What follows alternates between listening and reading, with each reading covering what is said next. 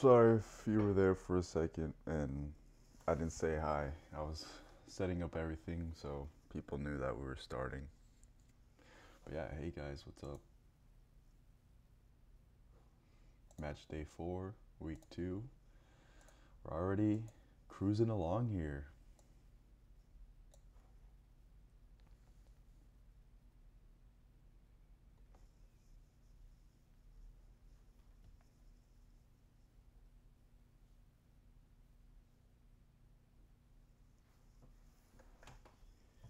It's very cold here. I don't know about you guys, but I'm in the northeast of the US, so it was snowing yesterday.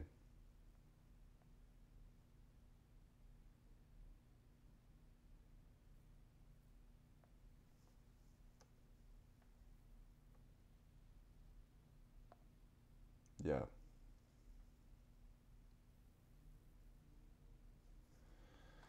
Okay.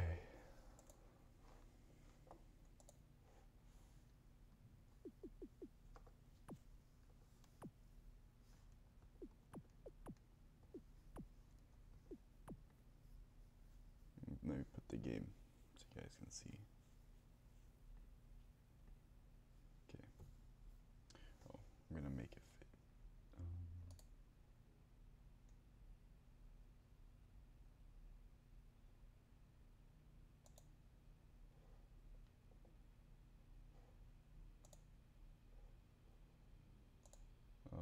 Oh, whoops.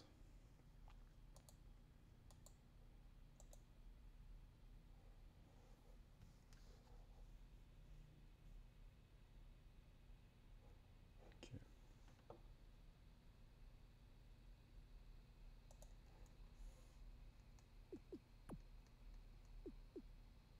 So our first match is going to be Golden Eagle. There they are, against Oslo Royals. Golden Eagle being the better teams of the two, I think, in terms of how well they've been doing. Let's see. Oh, not Wembley. There. It is currently daytime. It's winter outside. It's pretty cloudy, but it's not snowing. So, we'll do snow. Okay. Random, off, excellent, on 10 minutes. Okay. Alright, let's get started.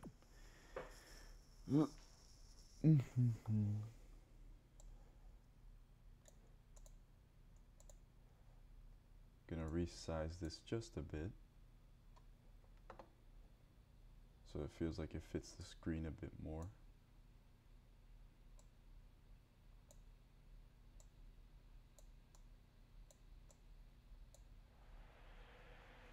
There we go. I think that's good.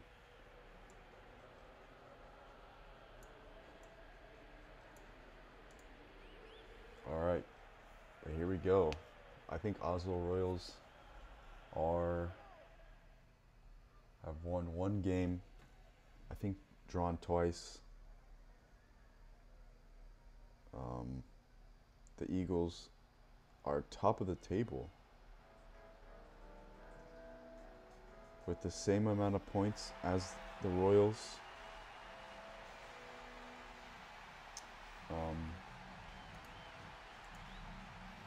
Yeah, this is going to be a very interesting matchup. Someone's going to draw points here. One, the other, or both if they tie. But in terms of new signings, I don't think there are any new signings. Let me see the lineups here. Yeah, no signings, no new signings. I think I actually spent some time last night sort of checking all of the squads to sort of fine tune them a little bit more. So we'll see what that did for us. But here we go, first match. Oh wait, hold on.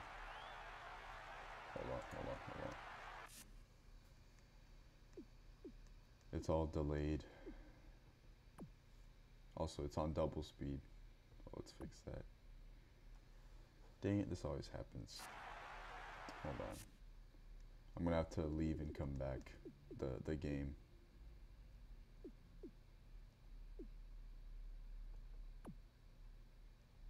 No worries.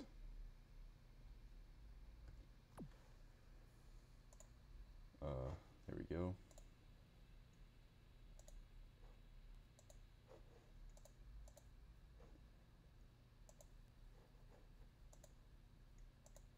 But how have you guys been? Meanwhile, while I boot this up again, how have you guys been doing?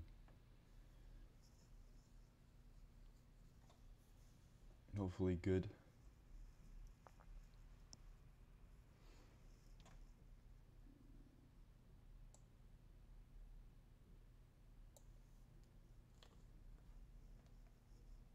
Yeah, I've been doing okay. Just been trying to set up the league again, in terms of getting everything ready. Also been trying to do schoolwork at the same time, which has been a little bit hard. But, you know, there we go. I think it's okay now. Let's go ahead and switch it over. There we go.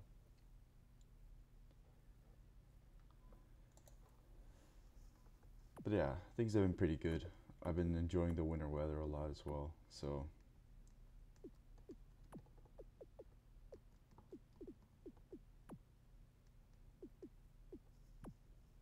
But yeah, glad to see you guys are doing okay. What other team? Oh yeah, Oslo.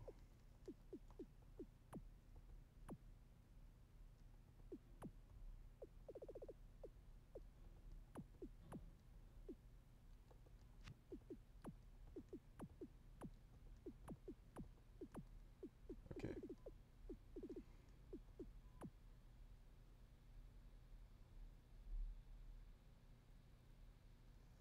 All right.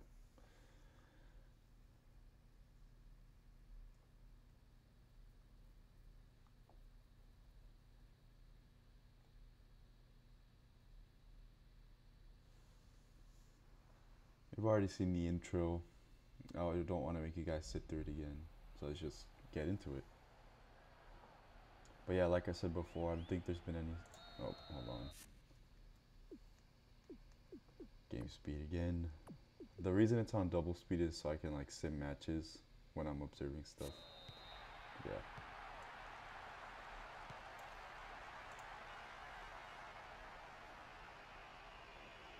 Yeah, there doesn't seem to have been any new signings that I'm aware of. There have been new signings on other teams.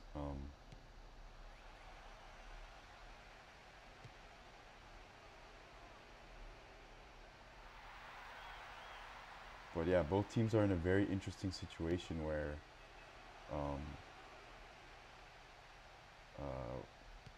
Golden Eagle are with 5 points, but the Royals are as well with 5 points. The Eagles with the bigger goal difference, I think, so that would put them up top. But really, they're pretty much there, tied together. Hey, what's up, man? Just getting ready to get the second week started. We could just chug along here. Of course, with our awesome new angles.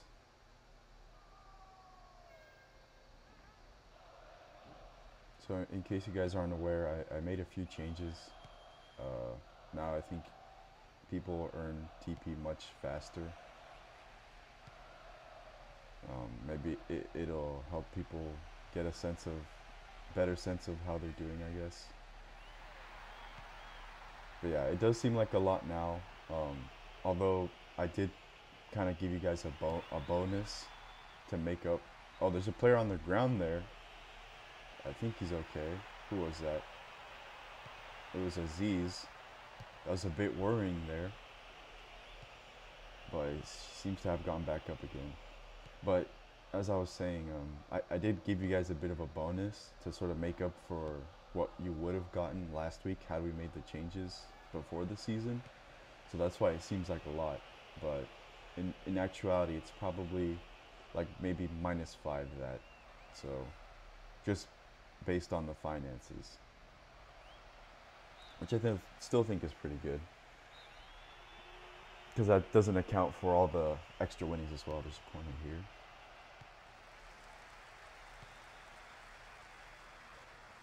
here. It is going to have a strike here, but it doesn't seem to have had any danger or power to it.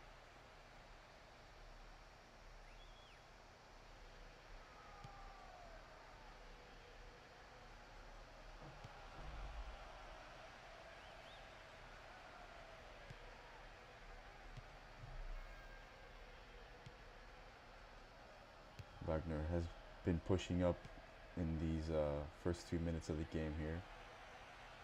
Yeah, I think much better than what we had before, especially accounting for all the different attributes and special abilities and the condition and the non-dominant leg attribute. I think this is a good change. If things go wrong, then we can always change them back. That's my policy. It's going to be out for a throw in here. The Royals are in Eagles territory here. Carlson with the cross in, going to be blocked for a corner.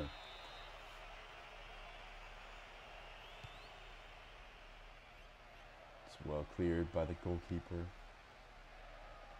and it's in the possession of the Eagles. Scratch that. It's the Royals ball now. But also, I don't know if there's any head coaches in the chat, but that's a poor ball there. It's going to be intercepted. The referee says it's a free kick. Hey, what's up? Yeah, so I think you're a head coach, huh, for Norfolk. But feel free to. I'll send a little bit more detail later today, but basically just keep in mind that you'll have to let me know who's going to be responsible for corner kicks and penalty kicks, because you'll have control over that. So it'll come more with the guide that I'm making for the head coaches. But here we go, Carlson. Run a little bit in slow-mo, but it's going to be taken away.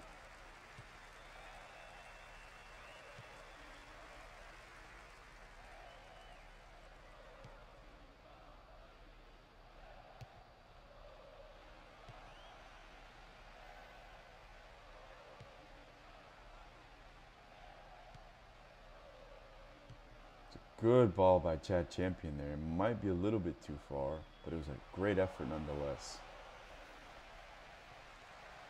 You use, yes I do. That's the emulator I use for PS2.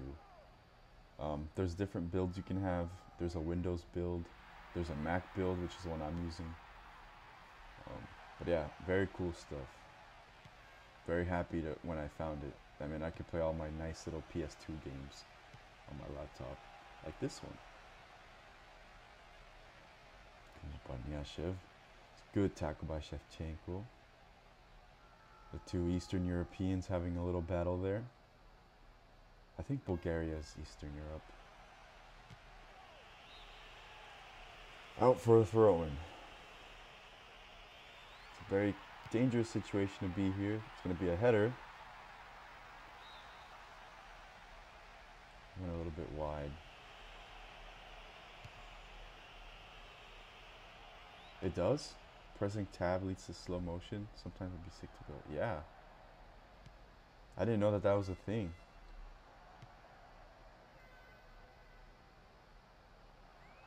Let me see real quick.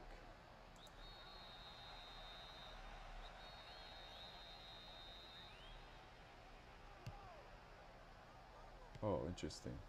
I didn't know that. That's pretty cool. Yeah, we can definitely think about doing something like that. Kind of give it more anticipation, I guess. Poor ball by Nielsen. And it's going to be the Eagles on the attack. That's a foul, I think. The referee's going to have a word with him. I think Jake Trotter. Nope, Nielsen. Yeah, that was a rough foul. They didn't really go for the ball. It's going to be a shot. It was bobbled a little bit, but Johansson is on the end of it.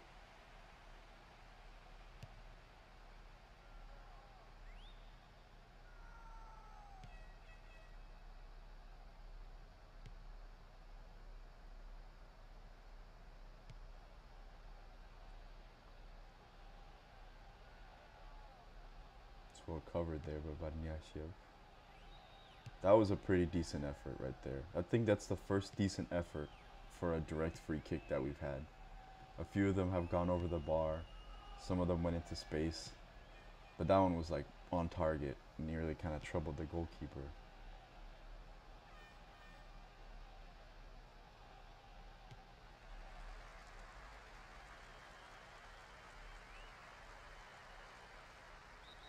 The referee was going to play advantage there, but he didn't seem to have gotten anything on it.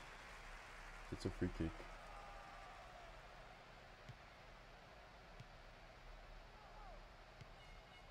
That was, yeah. And that one was a assist by the free kick taker. So there has been a goal there, but never direct free kick. We'll see who takes that honor. The first free kick goal in the league. It was direct, but it was an assist. It wasn't like a direct free kick. Yeah, that was a pretty hard ball to save, though. To be fair. All right, Simeone, Carlson. The Royals seem to have some space here with the midfield.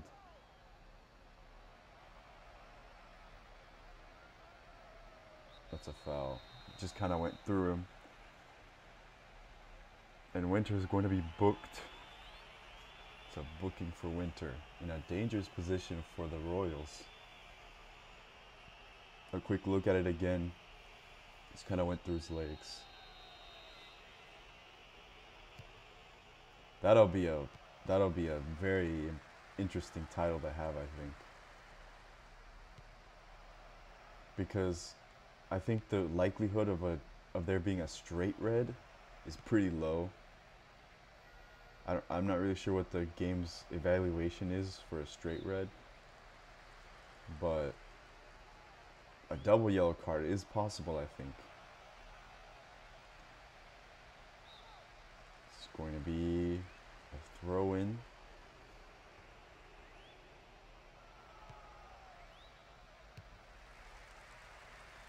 Hey, what's good, guys? What's up? How's everybody doing?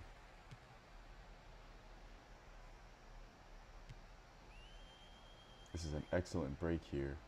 Tim Becker with a pretty good piece of dribbling to get away from that.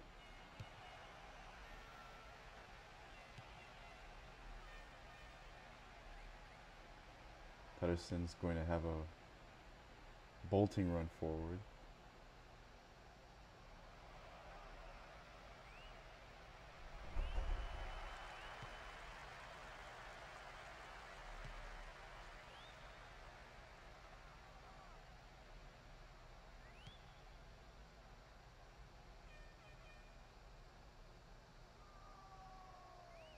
By Elik. Fortunately, just kind of got an extra touch on it, and I think he's giving it away there.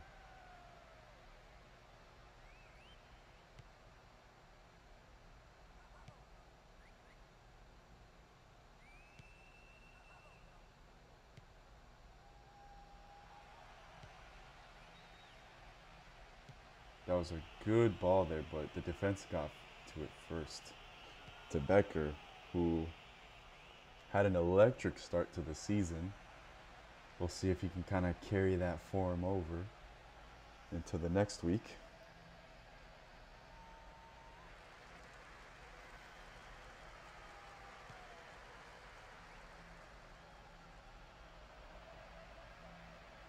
We're just about almost 10 minutes to the halftime. That was a golden opportunity by, I think that's Barniashio.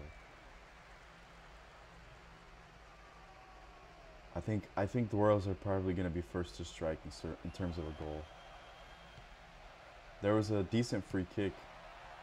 There was a decent free kick by one of the Eagles players that almost went in, so that was pretty exciting.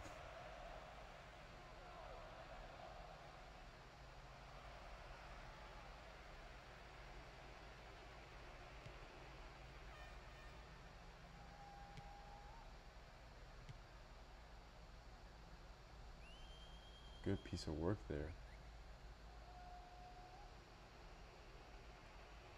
Larsson's going to have a driving run forward from the defense. Let's see if we can get a cross on it. Out for a corner. Corners are always dangerous, especially when you have tall men in the box. That was a header by Illich, but it went too high. He did get a, he did win it though. I think Illich isn't the tallest, so that's pretty commendable.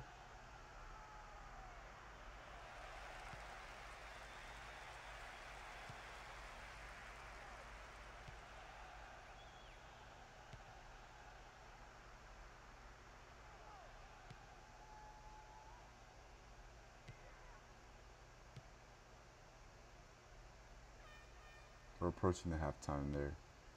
Oh, it's giving it away.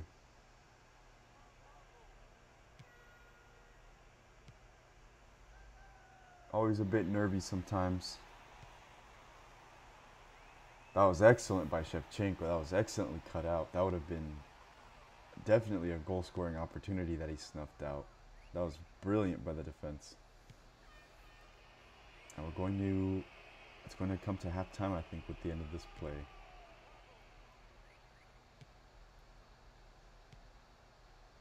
Shevchenko has been pretty decent this game. He snuffed out a lot of chances. Made it really hard for the Royals to get something going.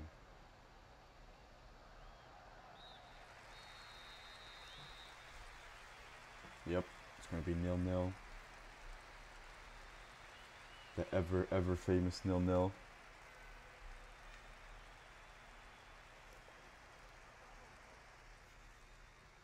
I think they'll show the free kick. But this was a foul. That was the booking by Winter.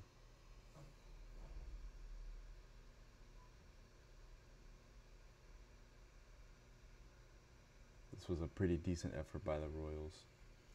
I wish they'd stop running into the fence with the ball. Yeah, I think so too. I think that's down to... this is a foul against Ghabr. Yeah, I think that's down to... what's it called? Like lack of awareness on the pitch. Like, what is it? Like agility. Also strength has to play a big part of that. But yeah, not much to see unfortunately apart from that free kick. But let's get going.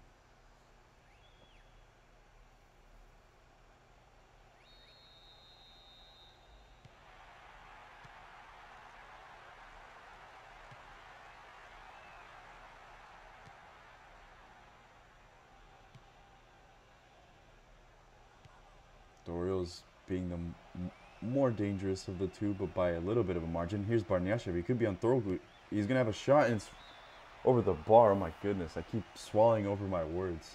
I also suffer from a bit of a stutter, so that's not really, it's not going to make, that's not the best of things to have when you're commentating, but sometimes I'll trip over my words, so I'm sorry, but that was it. That was a decent effort. Probably the best opportunity they've had.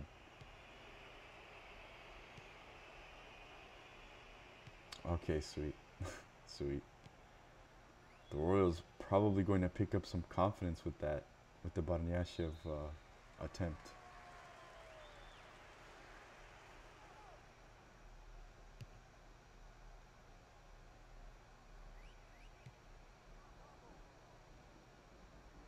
There's Barniashev.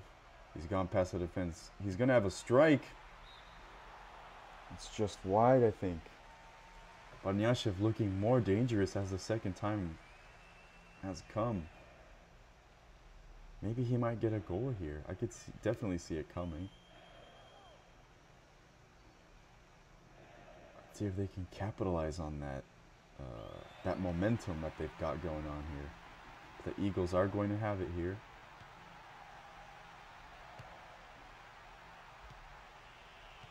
It's well cut out by Trotter. That's a foul. Yes, pretty decent work from what's it called? Pretty decent work from Barniashev these last 5 minutes. Both times has managed to shrug off the defense and get a shot on.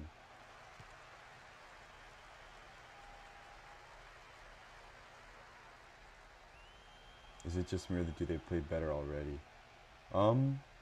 They do have the upgrades from the weeks prior. I don't think I've had time to put them in just yet. I think I might do so after this match day. But yeah, every little upgrade counts for something.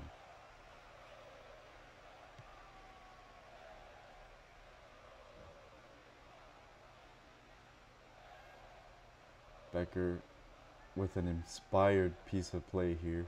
He doesn't want to give up a loss.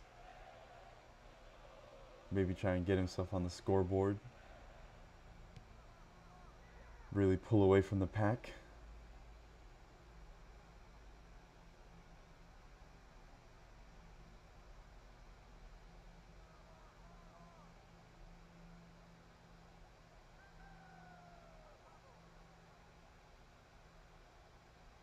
One back by Ezhdehan.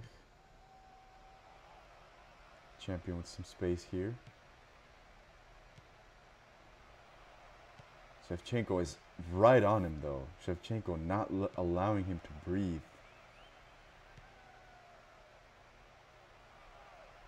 Larsen.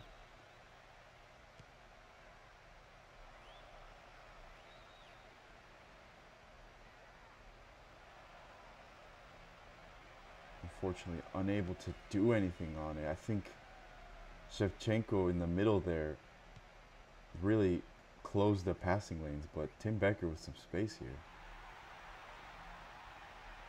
It's well cut out by the defense. A pretty good tackle there.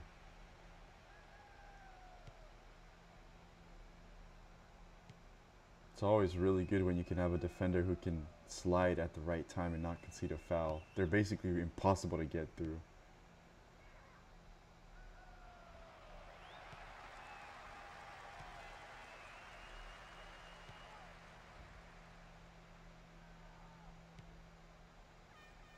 The book Damian Winter.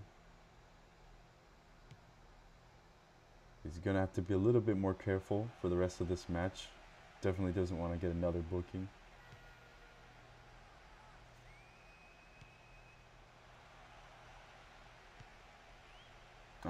That's a poor ball from Aziz.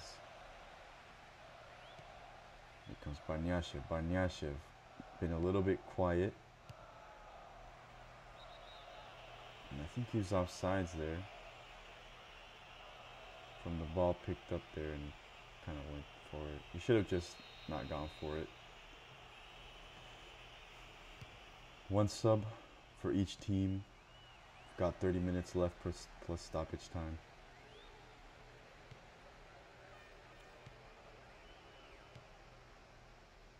It's a good piece of passing here by the Royals.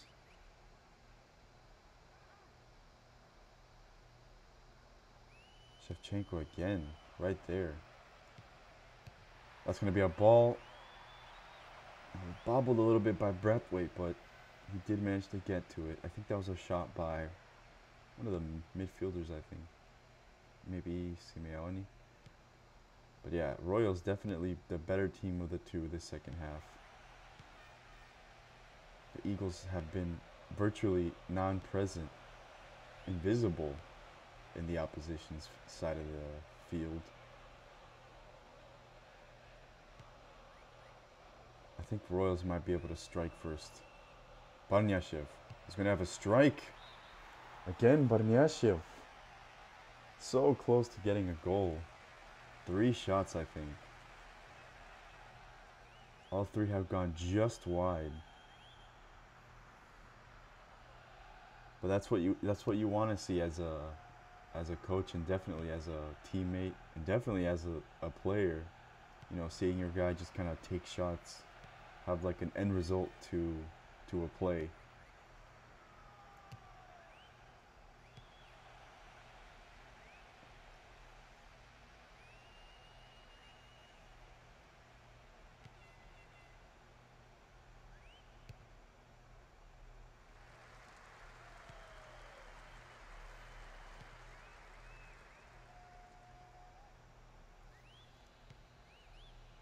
Winter to Aziz.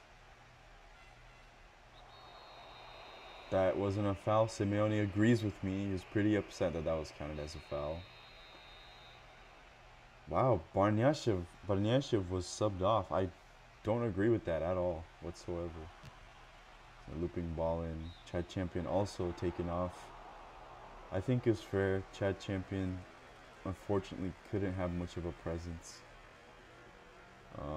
And then Tim Becker also for the opposition, which I think is also understandable.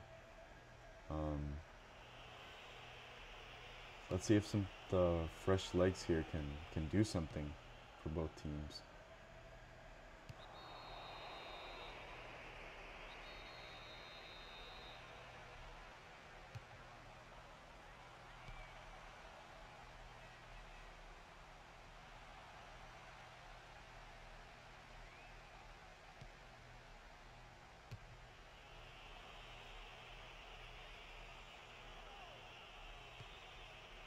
The Royals win back. I think the Royals will be much more pressed to get a goal than the other team, and Aziz tripped them up there. Especially as I was saying, Trotter. That is true. I think that's why he might have gone subbed. Unfortunately, I can't see the fatigue levels, which I think we should, but unfortunately we can't. But I think that's why those players got subbed. So the people that sort of ran around a lot, because I think subs are programmed right now to. That's a foul. That was an unnecessary foul to concede. I think it's going to be. It's just going to be a warning. I thought he might have gotten booked, but just a warning.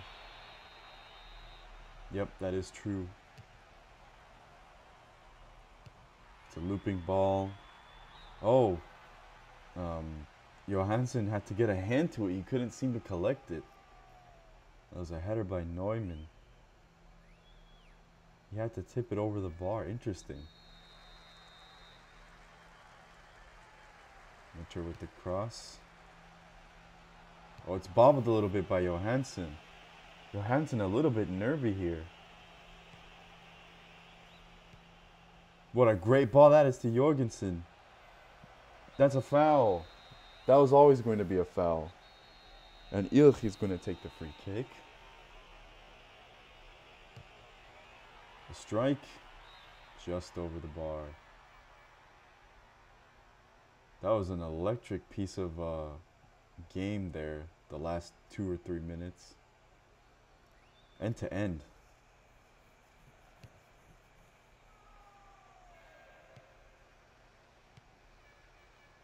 But I'm saying if the Royals can capitalize on 1 or 2 more chances, they'd be leading right now.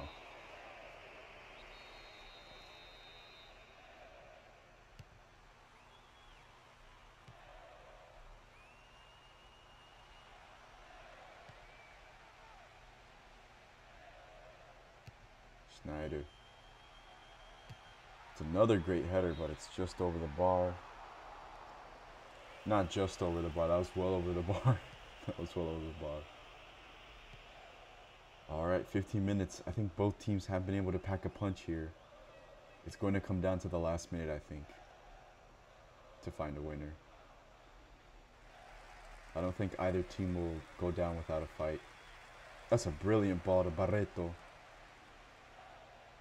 Those through balls are killing both of the defenders on both teams.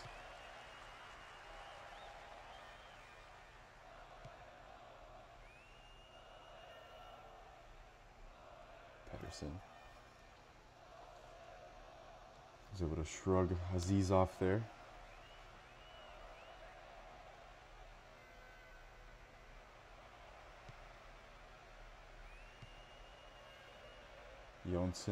Jonsson is going to have a strike. That was a poor ball, unfortunately, but the urgency is there. The urgency is there. I think maybe a pass would have done better there by Jonsson.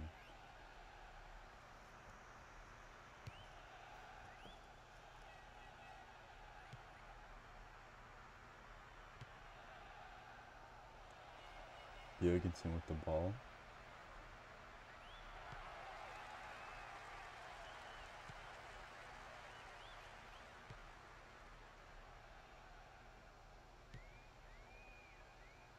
The Royals have got 10 minutes to score a goal here. I think they could pull it off.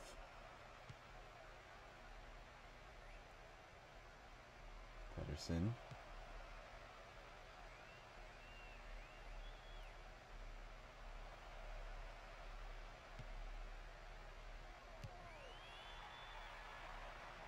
See what he was trying to do there, but unfortunately I don't think he had the vision to do that.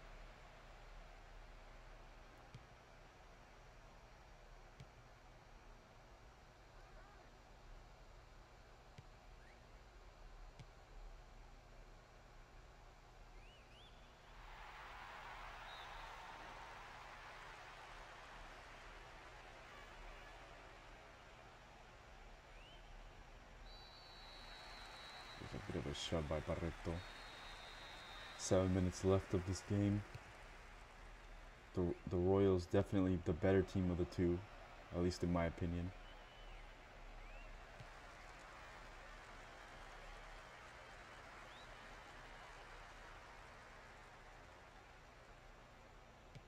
Good piece of dribbling there by Schneider.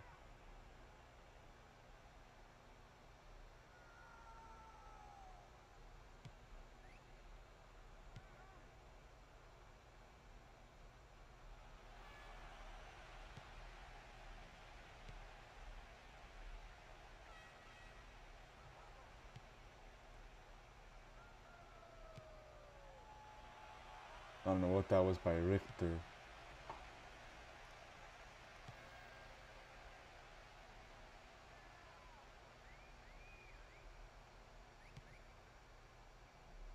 Oh, Shevchenko mistimed that header. That would have been dangerous, but unfortunately I think Jørgensen lost his footing fighting for that aerial battle. But Shevchenko mistimed that.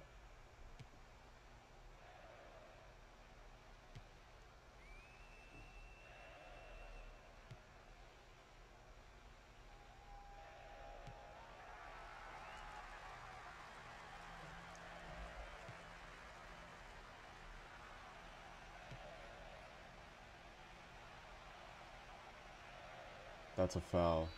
An unnecessary tackle by Neumann there. Referee's gonna have a word. Probably just a warning as well. Nope, he's going to be booked. It's a yellow card for Neumann.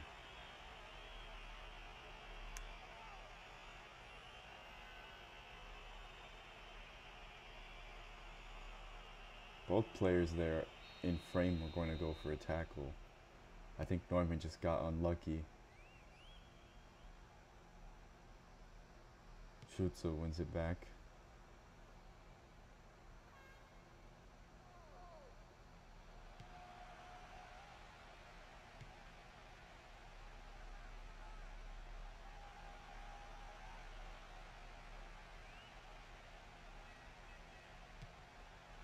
That's going to be a thunderous strike from Aziz.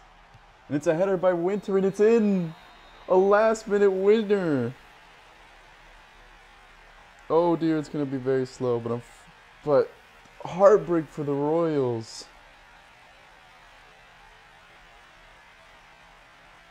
Oh my.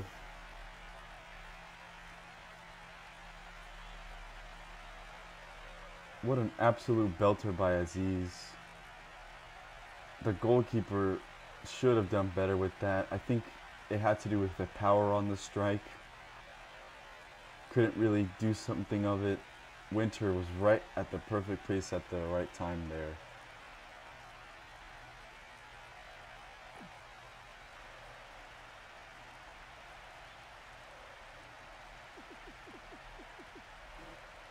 Oh shit, I don't have space. Okay. I'll just look at it on the stream then. Oh dear. That is heartbreak for the Royals, I'm sure. Royals on the end of it throughout most of the game, I'd say. But a mistake by the goalkeeper maybe. But that was just an absolute rocket by Aziz.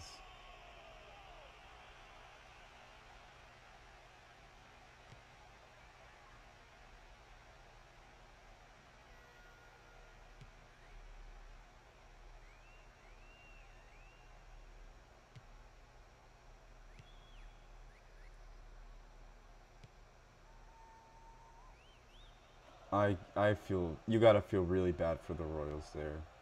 I would say the Royals definitely deserve to have a goal, but the Eagles just clapped back, and they weren't gonna let any chance go without a waste.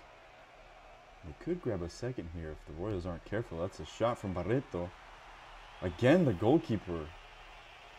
Johansson maybe not on his best match today, but look at that. 1-0 victory for the Eagles. A late winner. Probably a last-minute winner, I'd say, by Damian Winter.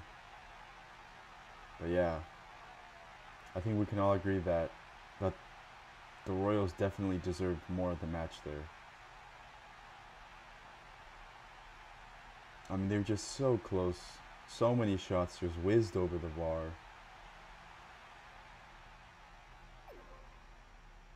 Oh, somebody followed, but unfortunately I can't see. I gotta fix those. Let me write that on my to-do list.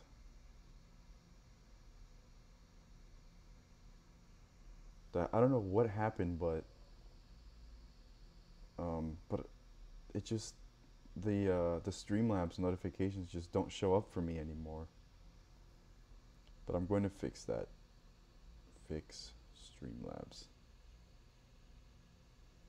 Oh, okay. Yeah, thanks for the follow, man. But yeah, look at that. Just chance after chance for the Royals.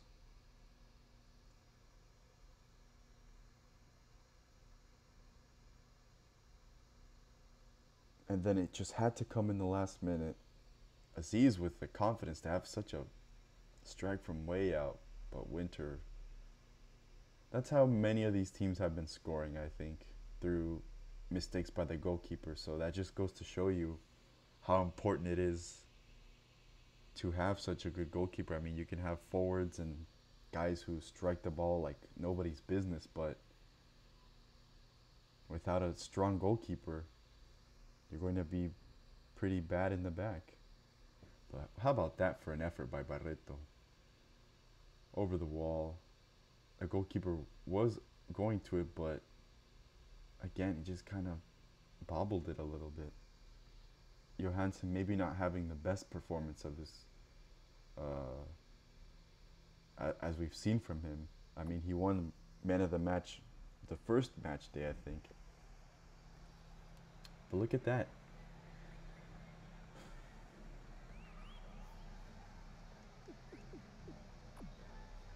The man of the match is Damian Winter.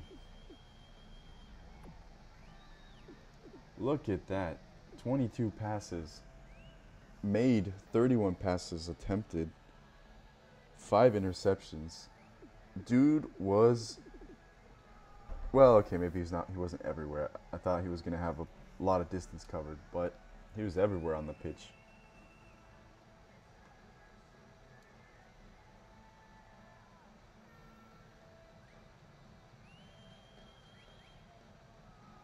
Not fair result, I think.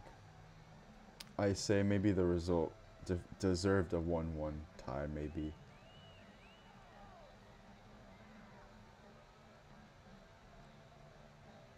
But yeah, the 90th, I'd say maybe 90 plus minute too. I think it had gone into stoppage time, if I'm not mistaken. Was there an assist on that play?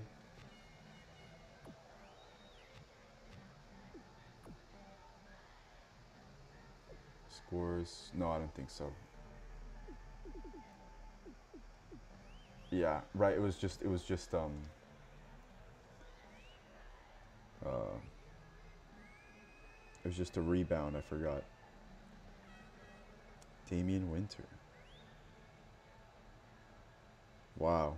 I really wasn't expecting that. I thought we were going to have a tie. In typical VPESA fashion, we were going to have a tie. But I think, what do you guys think for man of the match?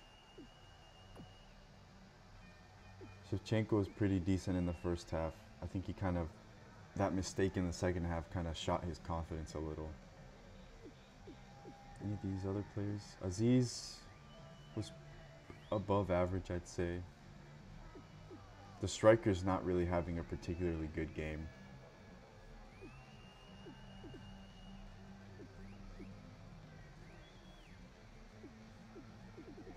Yeah, I don't think any other. I mean, the game for some reason just when they're evenly matched like this, when teams are evenly matched, the midfielders just kind of for some reason just are favored by the system. I don't know why, but I have seen in like higher, like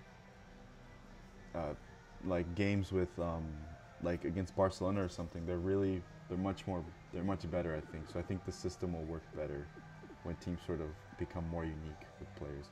But yeah, I think Damian Winter, man of the match. And Golden Eagle continue their meteoric start to the season. But there we are. Just writing down the stats so I don't forget.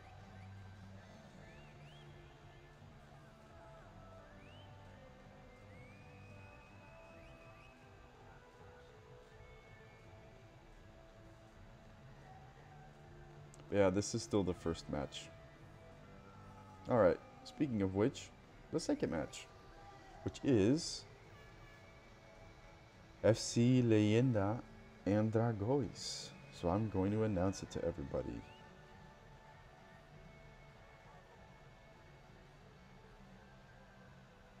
Leyenda versus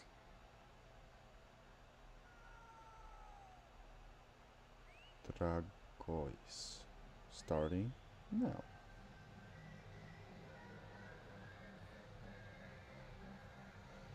All right.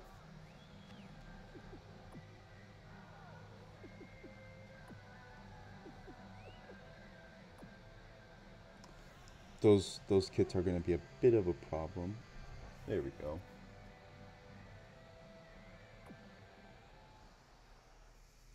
Yeah, I hope so. I hope that Mitra gets his big opportunity. Any signings? I don't think so. I don't think either team has made any signings.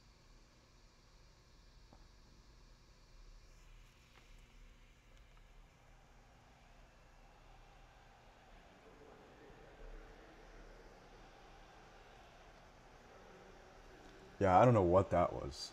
Let's hope that that was just an exception, not the normality. But Leyenda playing in their beautiful purple kit. I'd say it's my favorite kit. Although the Dragões away kit is pretty sick too. Look at that light green.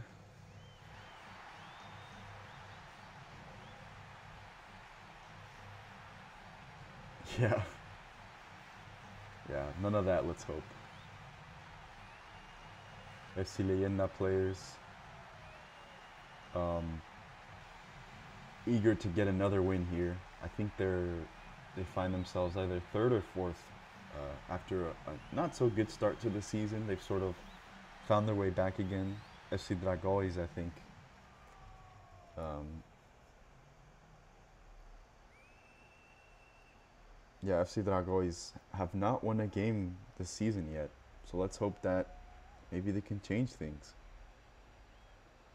And yeah, my mistake. FC Leyenda find themselves fifth with 4 points.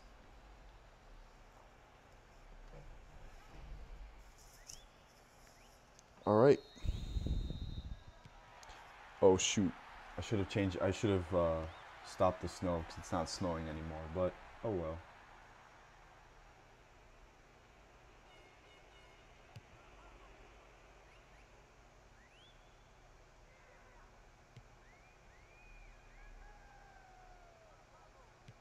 Yeah, actually, if you don't mind, I'm gonna turn off the snow.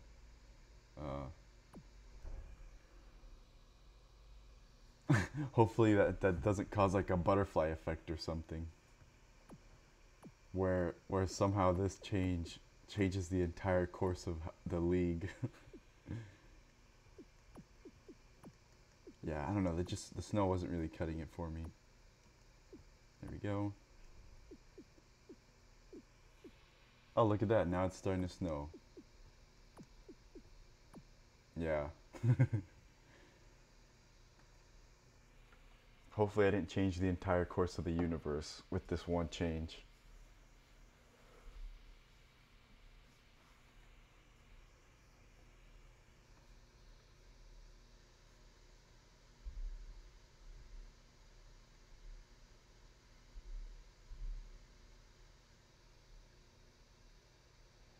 Look at that. Nice and sunny.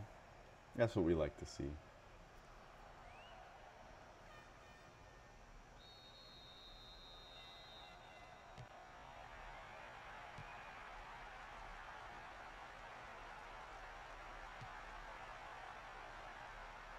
Man, what is up with the frame rate now?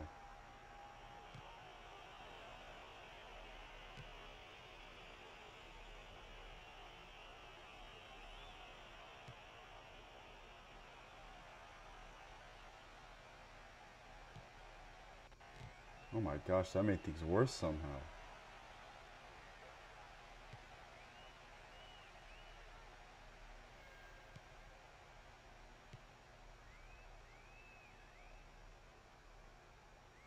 Yeah, I sure did.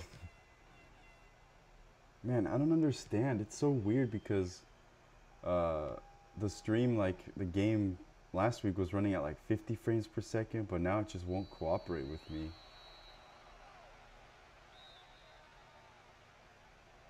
Hmm. I definitely don't want to go back to the old days when we would go like super slow.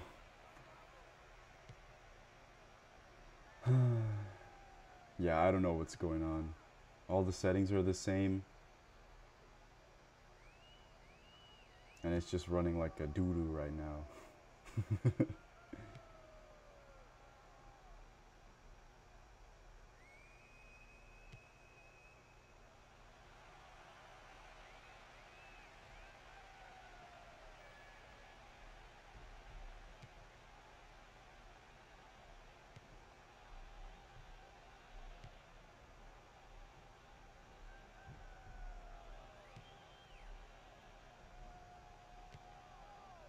Yeah, maybe that's the case.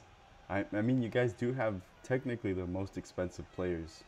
You technically have the most expensive team in the league, so I guess that counts for something. Maybe that's why you're clogging up my my internet here. Yeah, I don't know. This is actually pretty frustrating.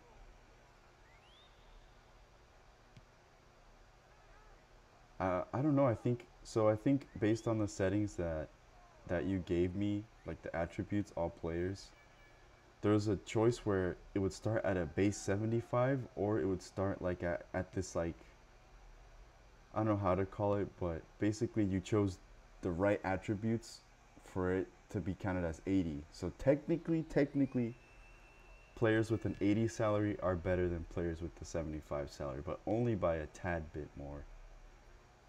But yeah, so you guys have the most 80 salary guys, I guess. So, oh my gosh, We can't have the game running like this. This is going to take forever.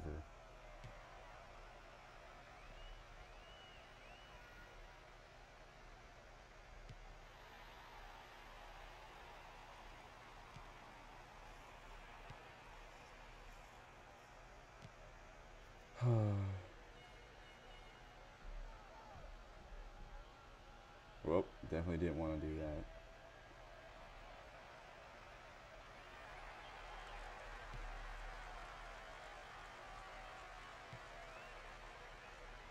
My internet's going okay. I think it just has to do with the amount of players on it. Yeah, because I think you saw last time it was running so good, like we felt like we were in heaven, like it was a luxury.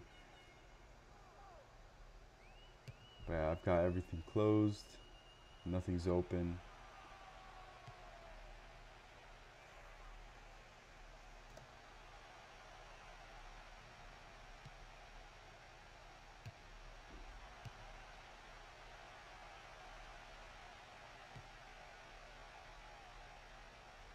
Yeah, then it's horrendous like that.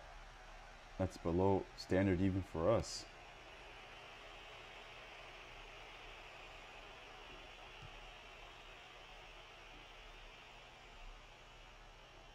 No, it's everyone. I'm having troubles with the frame rate here. I'm not sure why.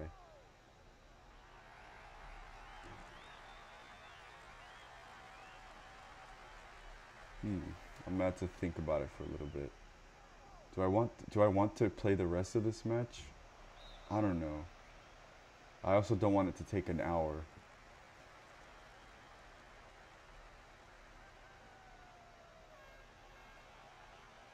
Yeah, I mean there it's running like at 30 maybe. Definitely don't want that.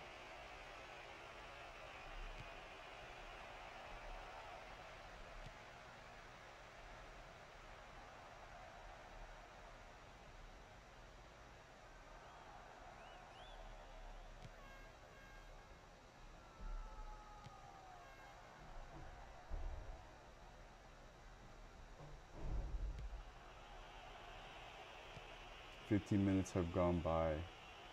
That's a third of the first half, I think.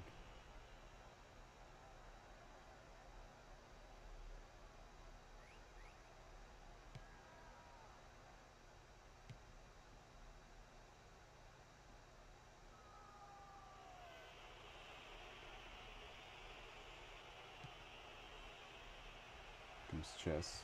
Should be commentating on the match. That's a foul. Alright, I thought that was a foul, ref. Jafari Blackwood on the wing.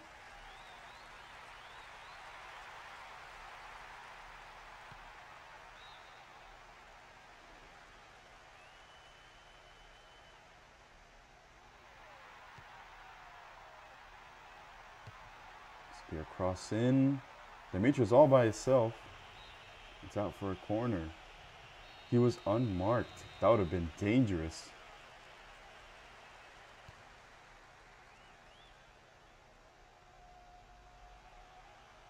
Dimitra with the ball.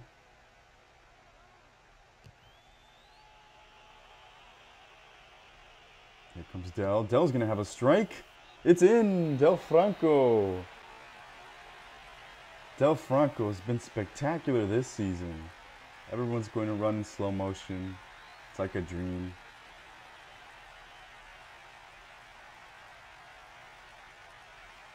Oh, you know what? I should probably switch it to double speed. Good idea.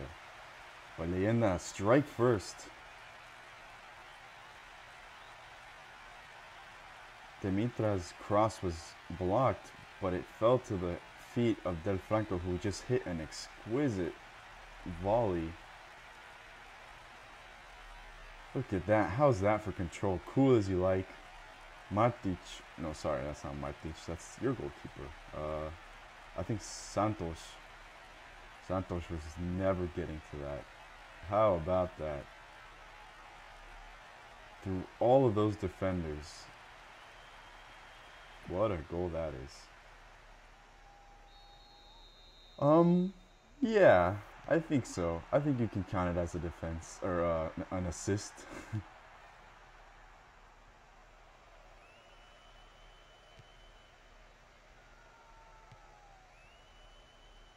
Okay, I think the frame rate is running just a tad bit better than it was before.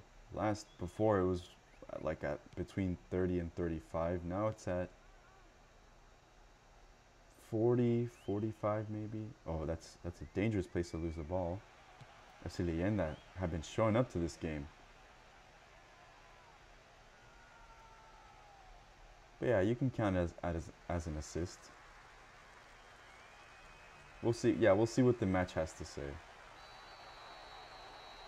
Oh dear. No, don't tell me Del Franco got injured. Please don't tell me that was the case. No, don't do this to us, game. He was doing so well, and you're going to take him out of the game? That's heartbreaking. Hopefully he should be okay.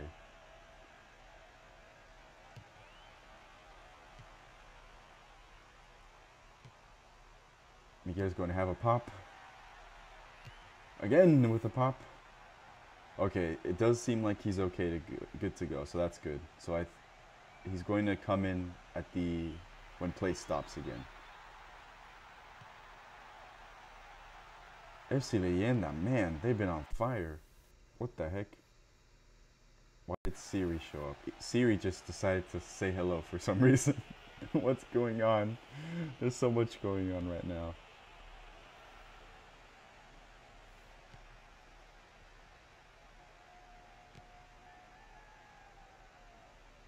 Okay, everyone's kind of running back, so it is going to be a bit slow. Leyenda have been really good. At least to say. Chess here with some space. He's going to have a strike. That was a dangerous strike there. How do you like that? Leyenda turning on the style.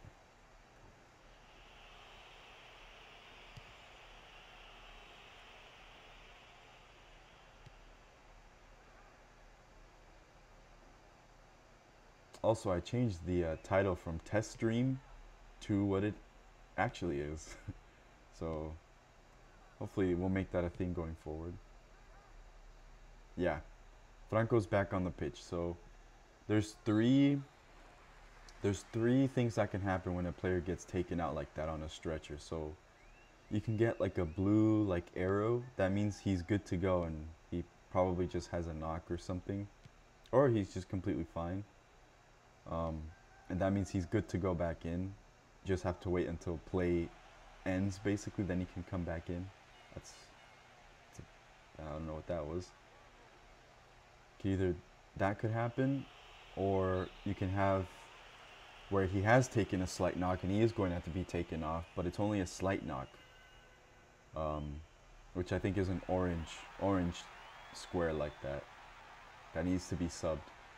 Or in the cases of more serious injuries, I know that it shows up as red, like an ambulance. Like, dude got super hurt, needs to go to the hospital ASAP. But that's very rare that happens. I've only, in my entire time that I've been playing this game, I think 10 years now, that's only happened once that I've seen in game that happens, where a player has to be taken to the hospital. No one likes to see that, obviously, so it's a good thing that it doesn't happen very often. But it's there. It's a feature. No. So we've decided on that. So injuries are going to be a thing, but they're only going to be for that game. So if a player gets injured during the match and he has to be taken off, then he's only going to be injured for the rest of the game. The next game, he'll be fine.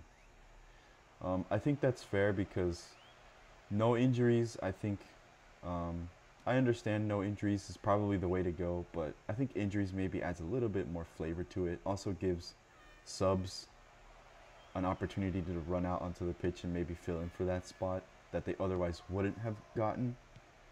So I think it just keeps things interesting. But if we think, yeah, no, injuries not the way to go, then, you know, we'll change it. That's my policy. The game definitely been more on our side, I think, in terms of the frame rate. The emulator gods are smiling down upon us. Yeah, that'd be great. Dragões unfortunately not been in this game very much. But I think I found what the problem is for the frame rate. Maybe? No? Okay. I thought maybe it had to do with my charger because my computer is charging, but I don't think that's the case. Oh well.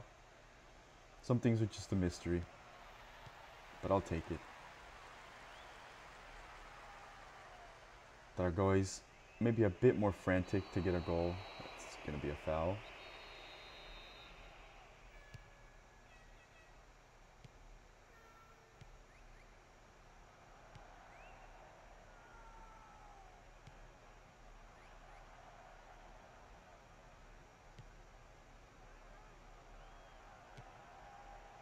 Everybody's bunched up. All the way to Chess. Chess has been pretty good as well this season. Yep, that's pretty fair. That's it right there. You nailed it.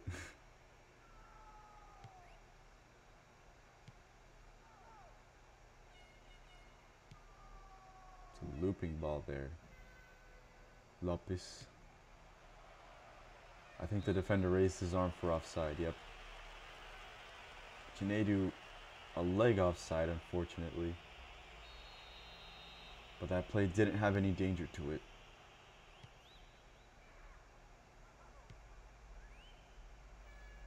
Franco again pulling out, I think, a pretty good performance.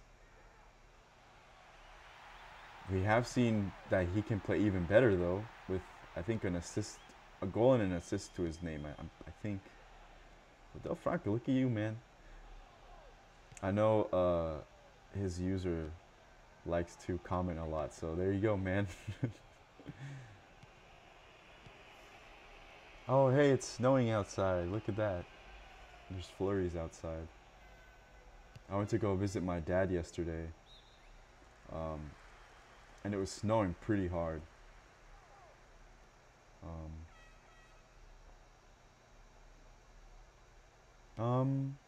I don't think so.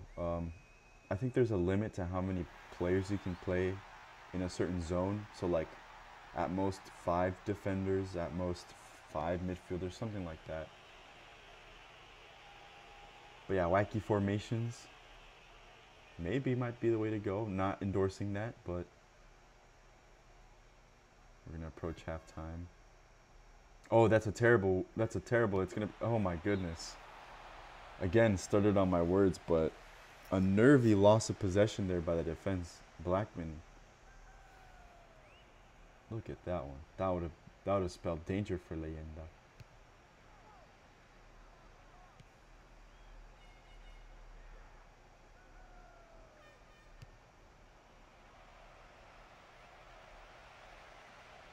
Always hard to win a battle when you're double teamed like that. And we've approached halftime. Leyenda definitely deserving of their victory here.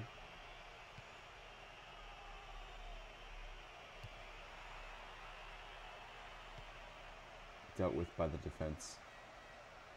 Yeah, so I'm working on sort of compiling all the things that you can do in terms of tactical and player instructions. I'm still working on it, but yeah, I'll definitely let head coaches know when it's done, so you can kind of look through and see how exactly you want to set up your team. There we have it, half time.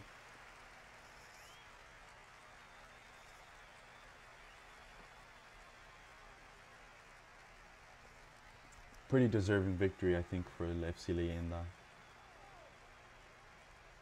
For the moment, at least. Ah, man, so the game did not count Dimitri's cross as an assist, but we'll count it. Why not? Look at that. Del Franco has been so instrumental for this Leyenda team this season. The Filipinos just definitely been one to see. Right here.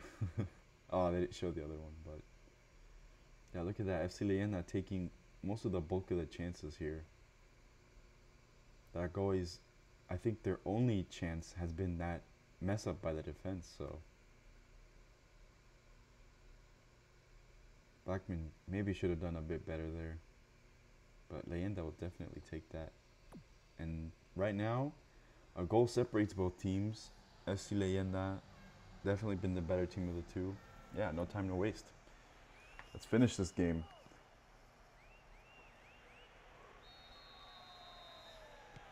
Really happy to see FC Leyenda doing well, though. And that's unbiased. That's an unbiased view. Because they did start with the worst defeat, I think, in the league so far. A 3-0 loss. So yeah, good to see them in winning ways, but FC Dragões might have something to say about it here. They have switched to more attacking play. That was a diving header there, but it was neatly intercepted by the defense. Chester Chess somehow won that battle. What a battle that was. That's a foul, I think. How did he win that? He was like one against 4 and somehow he won it. Well, in the end he lost it, but that was pretty impressive.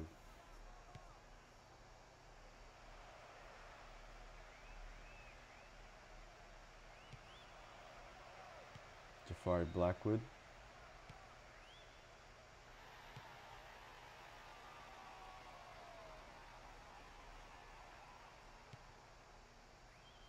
Ball to Dimitra. To Chess, who finds himself on the wing.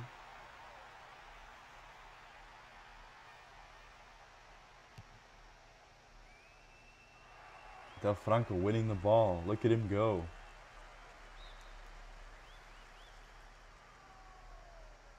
Taken by him.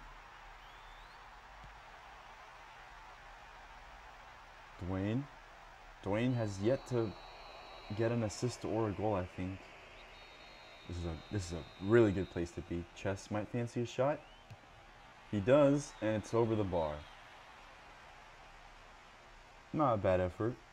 Leyenda have been striking fear right now. That's really good. I don't know what else to say besides that. But yeah, really commendable stuff. What a ball that is to Dimitra. Dimitra is going to have a strike, and it is blocked. We might see a second goal here, which is a luxury in the state of the games that they are now. What was that? I don't know what happened there, but all right. I think the goalkeeper punched it out, maybe? I don't know what happened. Dragões doing anything possible to hang on for dear life here. Dwayne, a ball in. It's gonna be super slow. Let's see who can run to it in slow motion.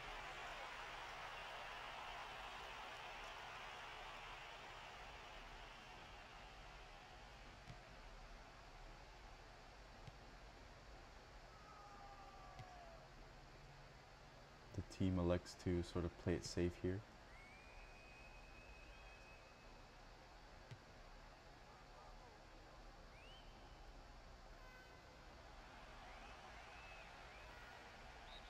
It's a foul by Del Franco.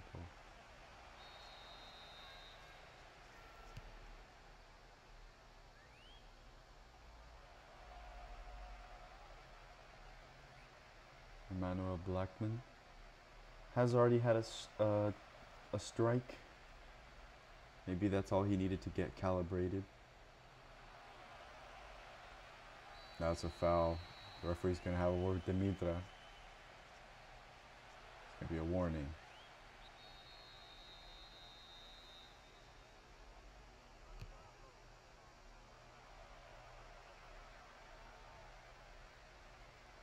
was very poor by Souza there.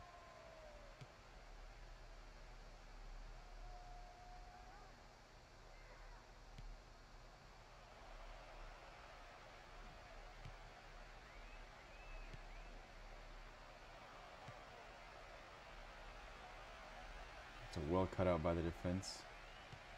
Jader does win it back though. Gonna be very slow here. We'll see who wins this one. Sergio sees it through. Dragões have been much more pressing.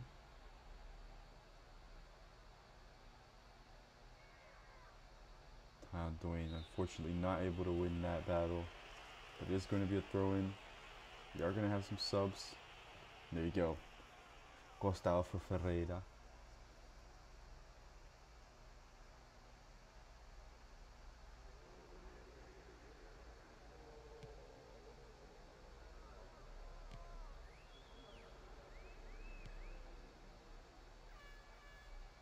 Also, in case you're watching, you've got a lot of points now, so take this as my hint, but maybe try investing in some of those special abilities. I think those might come in handy. Definitely consider those. Don't basically keep in mind those. We get it with the shot. It'll be safe hands from Santos. Apart from the goal he conceded, we haven't seen much of him.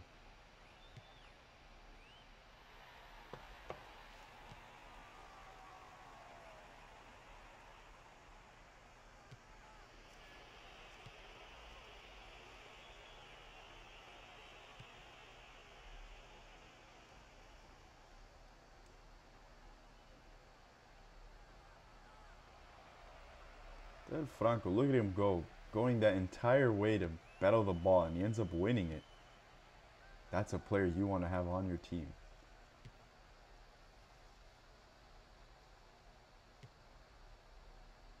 Brilliant ball to Sergio.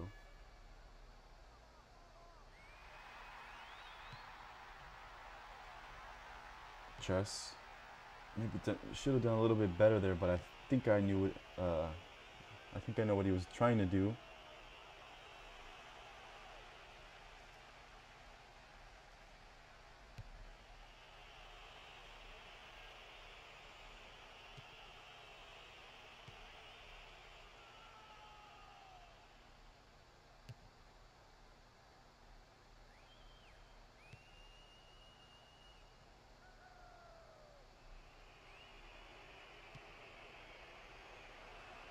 Good piece of work there to see Dwayne.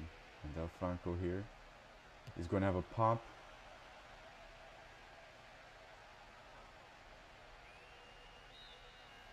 Just going out for a throw in. Another sub. Chinedu, Soboslai, and Dimitra. I'm not too sure about that one. I think maybe fatigue levels are starting to set in a little bit. Some more subs, and I think that'll be all subs used. Yep, Del Franco has come off. What a performance it was from him though, and the crowd is definitely happy with his performance.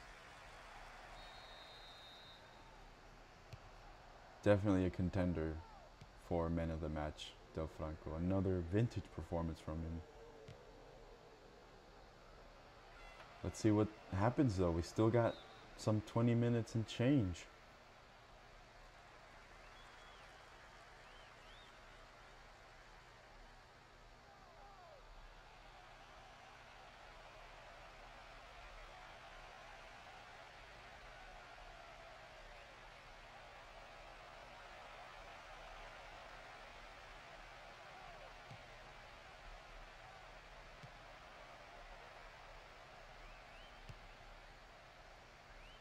Dragões have been keeping the ball here, and of course as soon as I say that, they've lost it.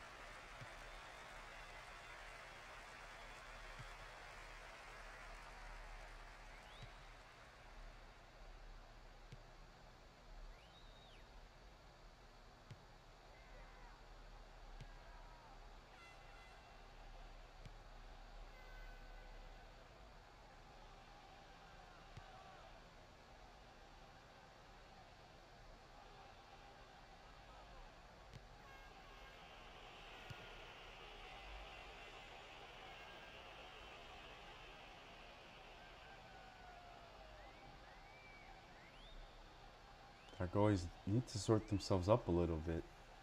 They have been pressing more, but I don't think we've seen many organized plays from them.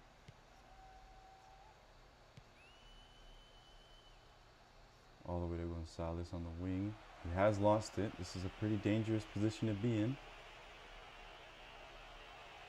Yeah, very true. I think it's mainly because of fatigue, I think. Because players are very energized, and then they sort of tend to drop off a little bit. We do have subs, though, so maybe we could have a super sub. Just a chess. Link up to Ruben. I think this is his first start of the season.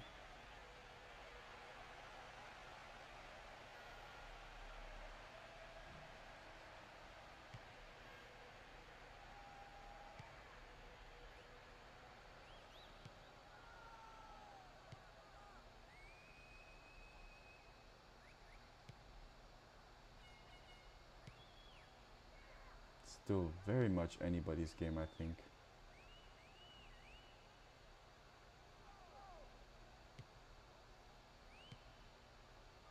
Yeah, I think what you say is definitely right. Especially now since players are sort of just starting to improve. The quality is going to be pretty low, admittedly. So maybe just focus on that. But I think once players start really, you know, start reaching sky high levels, then, you know, it might be a bit different. Chess loses it there. Chess had a much better first half than a second half. I think that's true to be said of all players, maybe.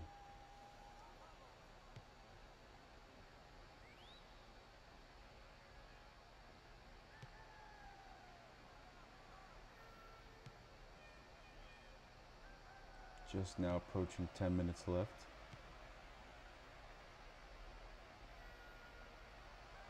Ferreira has a pop. Nah, man, I wouldn't say both. Or, not even bad either. He was pretty decent. His link up with Chess was pretty good. I'd just like to see him get some more shots, maybe. Maybe have some more strikes. And I think he has been... we have seen him sort of do that as the season has progressed. Maybe take more shots, be more involved. If you could get maybe like a special ability or something, that can make him pretty dangerous, I think. Pedro has lost it. We've now got 10 minutes left. Dragões are going to be super pressured here, and they have made the changes to do so. Going out an all-out attack.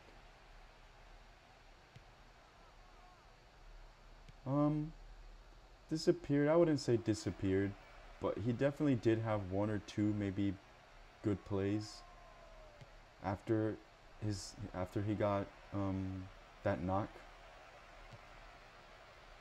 But yeah, I think his fatigue and confidence might have gone a bit shot there with the injury, which was such a shame because he was doing so well as well. Always a vintage performance by him. Leyenda super lucky to have him, I think. Chess there. Gets away from the defender. And he's got some room to work with here. He could have a shot. He does. Over the bar. Chess also really dangerous. A dangerous player for this Leyenda team. A constant threat whenever he has a strike like that.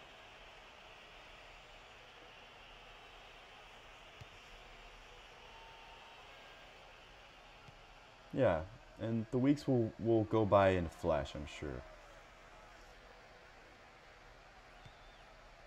Also, I was thinking about changing the activity check, the deadline from Monday to just Sunday. Because I don't think it makes much sense to have it on Monday night. Even though games have already been played, it makes more sense to just start it as soon as the week starts. What do you guys think? I think that would be a good change. Miguel to Dwayne. Dwayne is going to bolt through here, and he has been muscled off.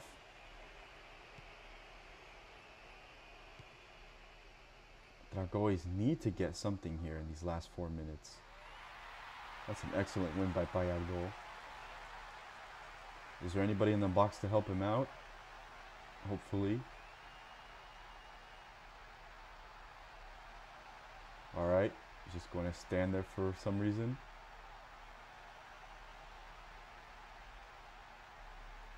What is going on? What happened there? He just kind of froze for a second. Alright. Now, I know what time wasting is like, but that was just ridiculous. That was another level of time wasting. Just freezing in the space-time continuum.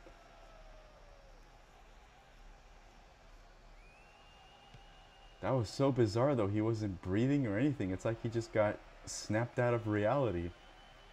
That was a weird bug. Chess wins it back. Ruben is going to dart forward here, and he's going to... It's just going to be him and the keeper to beat. Oh, just over the bar. Well, not just over the bar. It's well over the bar. Leyenda almost had a second goal there. Their performance this entire game has just been so inspired. Really just a brilliant performance from everyone all around. Dragões was unable to handle that pressure, unfortunately. And I think as the game wraps up here, they're going to be still searching for that first victory. That'll be that. A 1-0 victory for FC Leyenda, who I think deserved more goals in this game. And I think we know who the man of the match is. Look at that. Look, those two guys were buddy-buddy.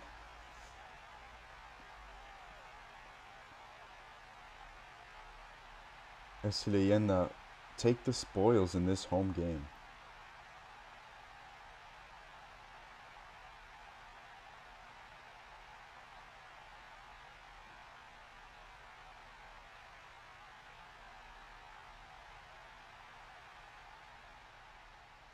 The 18th minute? Yes, it was.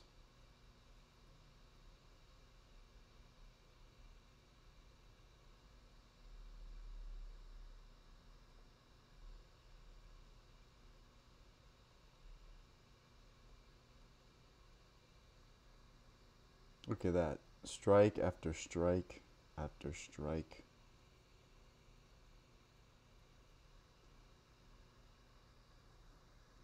I think that was it. That was the only chance I think that Dragões got.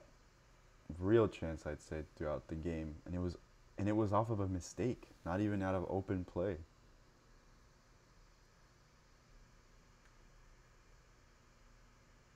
Chess with another strike there for the free kick.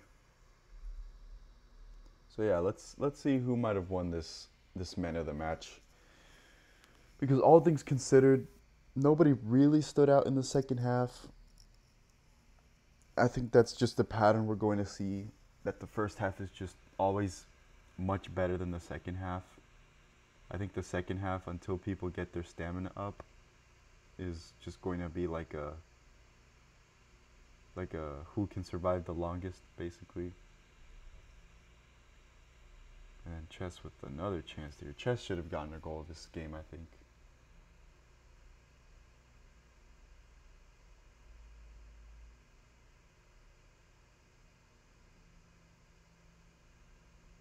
And there we go. End of highlights.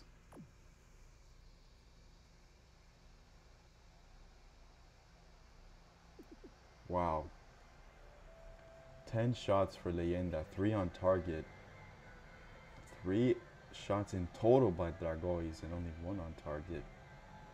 Possession was pretty balanced, but this game was anything but that. The game has given it to Del Franco, which is I think what we would have guessed for. Del Franco has just been so good this season. But let's see, anybody else who might be deserving? I think if Chess had bagged a goal, then he might have also been rivaled for man of the match, I think. As for Dragões, not really. I think it was just a subpar performance from everyone across the board. Obviously, we know that this game has a bias towards midfielders, but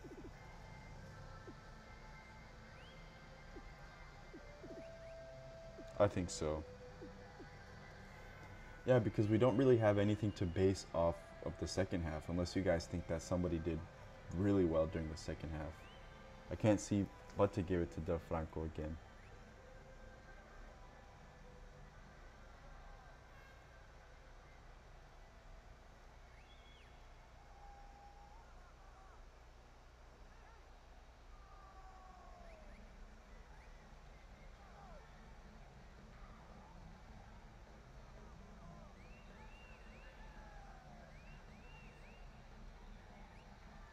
All right. Next game.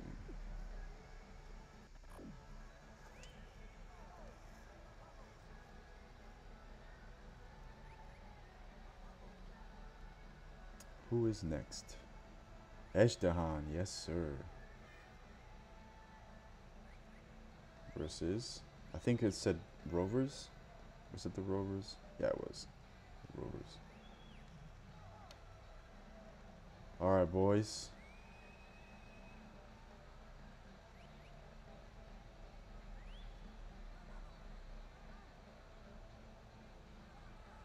All right, let's get started. So, the Iranian team against the Rovers, which are there, the Rovers. All right.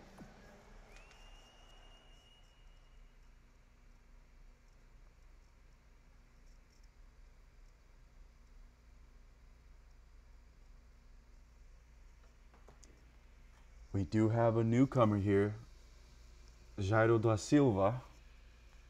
Really excited to see how he gets going. Also, I love that name. What a great name.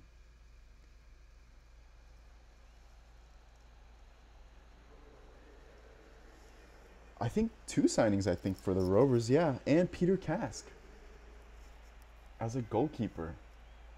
Unfortunately, one player did go,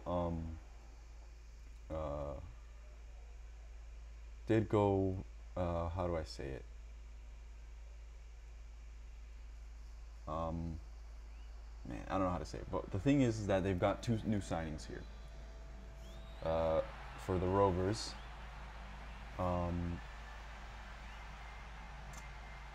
The Rovers have Peter Kask. Yeah, inactive. That's what I wanted to say. Inactive. Peter Kask has come in as a goalkeeper for the Rovers, and Jairo da Silva for the midfield. And yeah, I see your comment, Littman. So this is like the base formation for all teams of 4-4-2.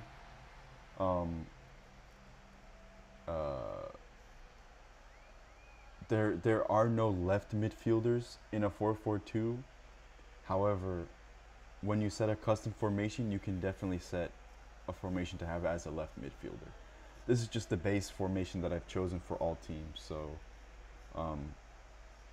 before a player gets to, or before the head coach chooses a formation for them to choose, this is just the base one.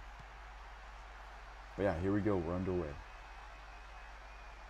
Federico, I think he did all right. I think, unfortunately, I don't think I saw him really get any shots on target. Maybe. But yeah, I think as the season gets by, you might have some shots on target. Maybe.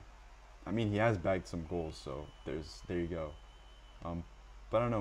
Maybe he could have done a bit better in the game. At least that's from what I remember. Maybe I'm forgetting something. But yeah, not to worry. These aren't the set in stone formations.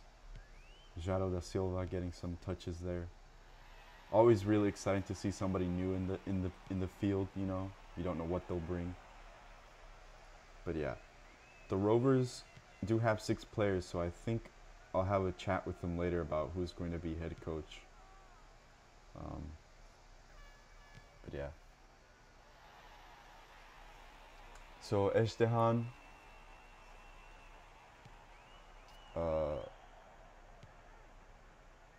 playing in the red. Sporting Rovers going to the left in green. Sporting Rovers do find themselves second. I think second. Let me double check.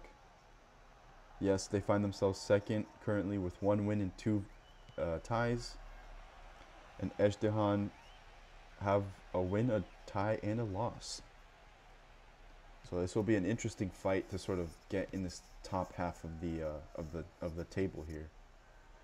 And Geraldo da Silva, I think he said he was from the Netherlands, so I think he's Dutch. But yeah, I think that's a Brazilian or a Portuguese name. The Rovers have the ball. Alabama Emmett wins it nicely.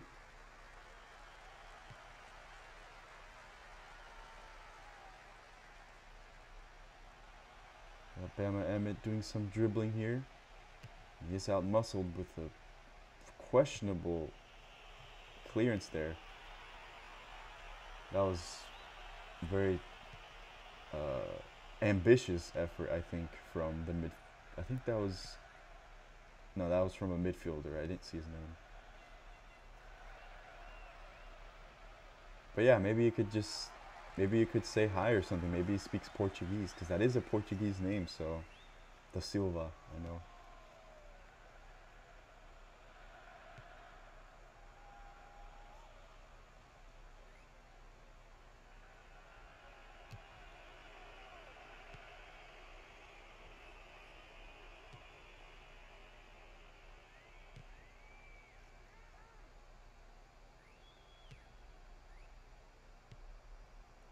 Delhi with the ball here.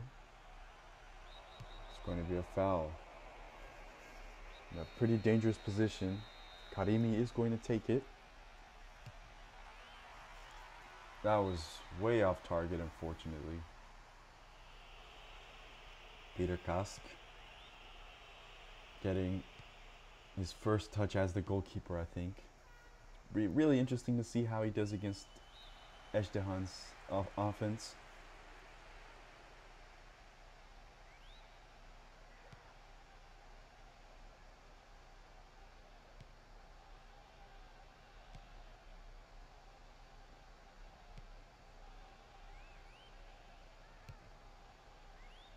Switch the play here. Grimes has been switched. Like I said before, I sort of went in all the teams and made sure everything was okay for the second week. I did find a few things that I'd missed out on, so I have fixed them. Like, for example, players playing in a different position, like a center back playing as a side back or something like that. Just little things like that. I went ahead and fixed it. Now everything should be in tip-top shape. Ahmadi takes the indirect. Both teams, I don't think, no one team has been really dominant the first part of the match here.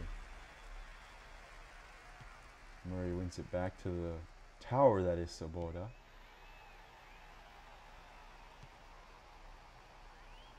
Has won it back. This could be a really decent effort here. He is up against Virginia Emmett. That was always hard to win that battle. 3 against 1.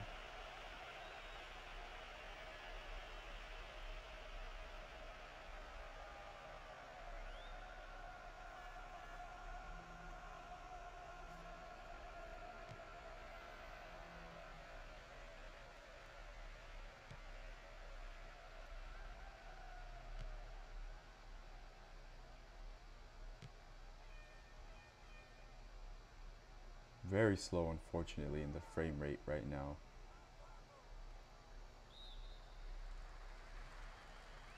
I'll have to look into the settings again. So I apologize for that if it takes away from the experience. Virginia Emmett. To Karimi. I think Ezhdehan would are looking to fight for another victory here after also not a very good start to the season. I've sort of picked it back up with a victory.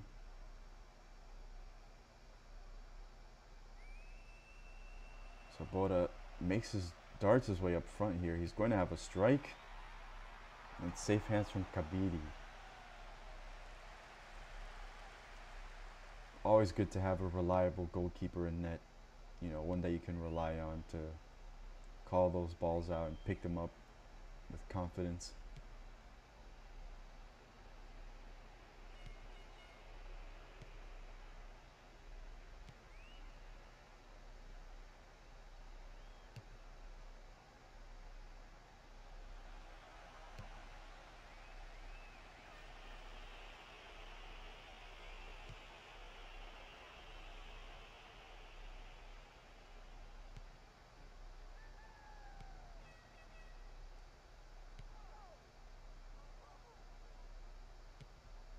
Good piece of passing play here by the Rovers.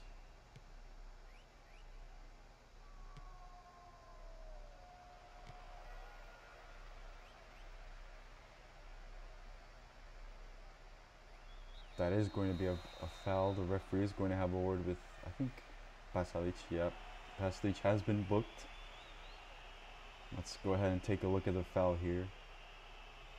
Yeah, unnecessary tackling, I think, but that's mainly, I think, just due to inexperiences. I think as players get better at judging those tackles, we'll have less of that, just reckless unnecessary tackles.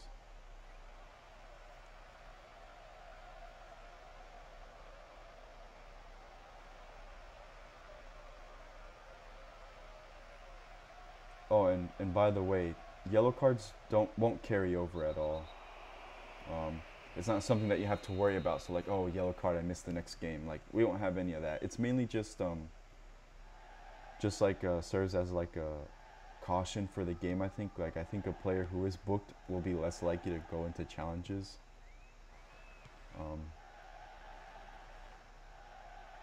So it's just for the game. It won't carry over, so you don't have to worry about that. Always interesting to see Jong-un and Sabota link up. The height difference is just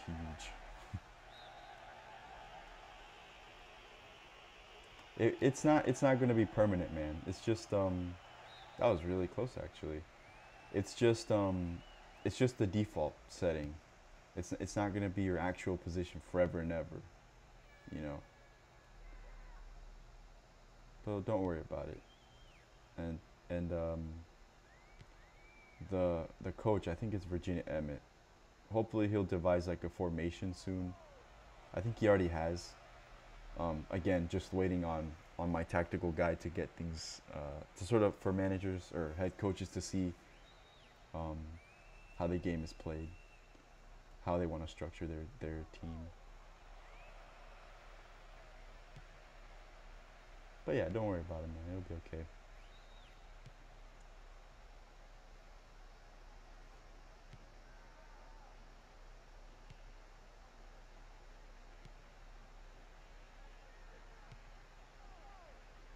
Gina Emmett to the other Emmett. Always fun to say that.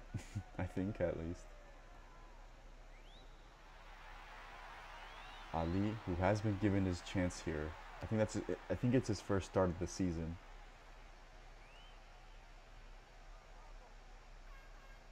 But Gina Emmett is able to outmuscle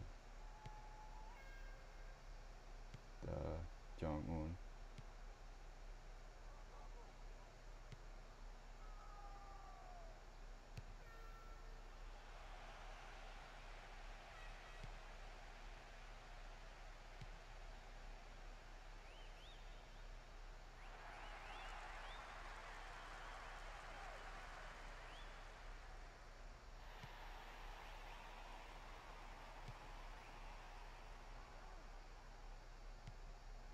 Alabama Emmett with a probing ball. Unfortunately, I think Samuel was going to get to it first regardless.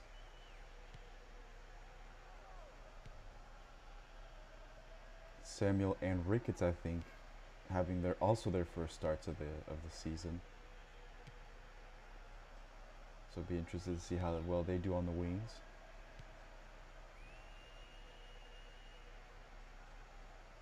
It's a bit of a clash there. Pasalic is going to pick it up.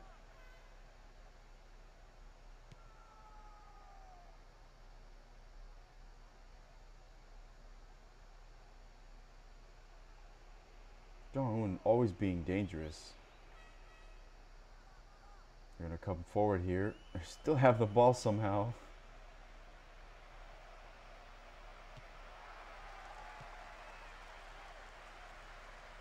That's a terrible place to lose the ball, and Murray's going to have a shot here. He does. It's a brilliant. What a save that was by Ghabr. Just spider-like reflexes right there. That could have spelled danger for his team, but again, always really good to have a reliable goalkeeper in net. Well done indeed. Well done. Well done, Ghabr.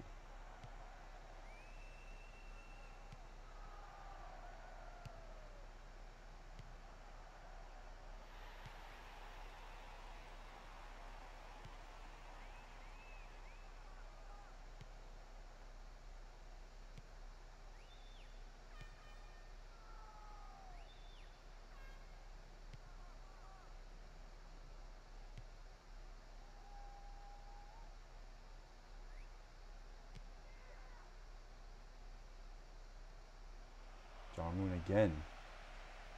So dangerous, Jong-un, for the Rovers. We're going to bolt forward here.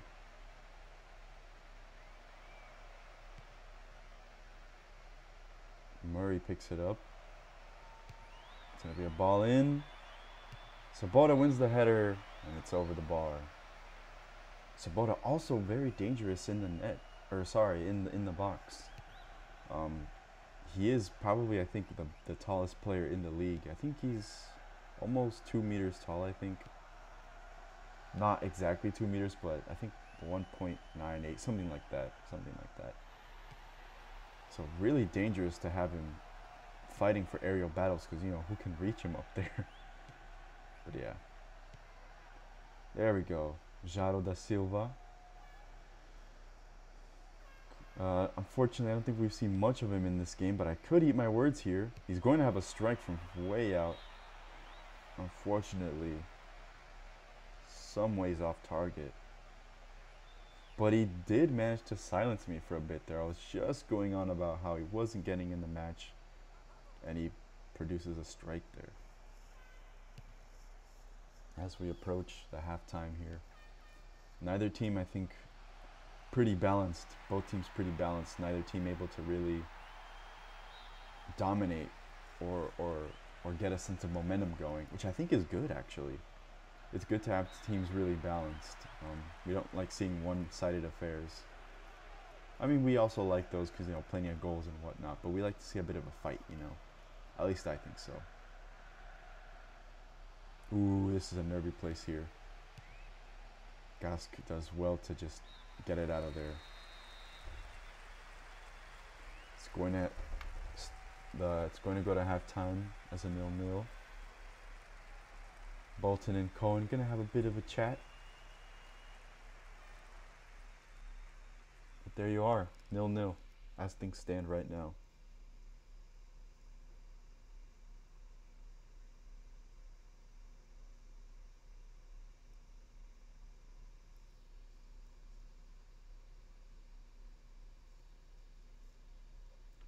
What an impressive, look at that, from basically point blank range. Ghabr somehow got a hand onto it and was able to collect it. And here we go, the late last minute, or not, sorry, like late first half attempt there. Excuse me.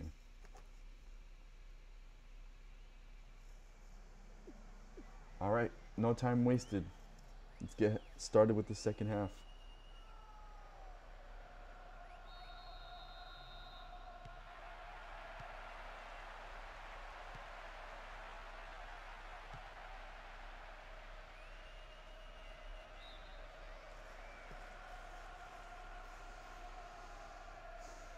Da Silva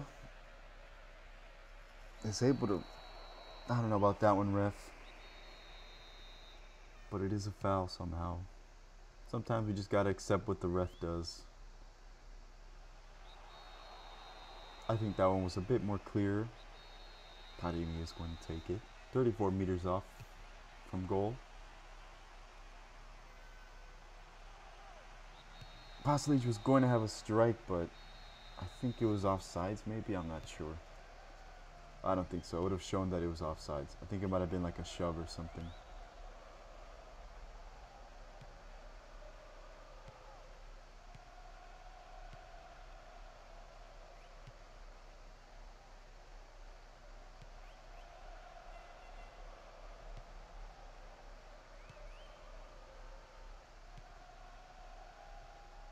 Good piece of passing here from the Rovers.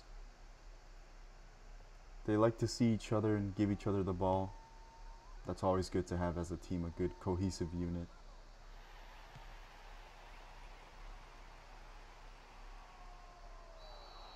It's a foul. He was shoved off of his feet there.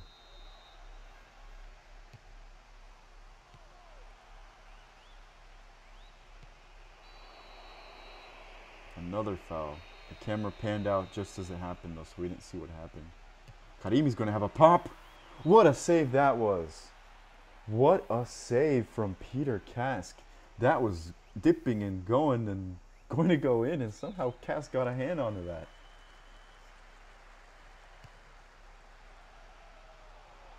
Kask already showing what a instrumental part of this team he is. Not a bad effort as well from the free kick. Well done by both sides. Very commendable efforts.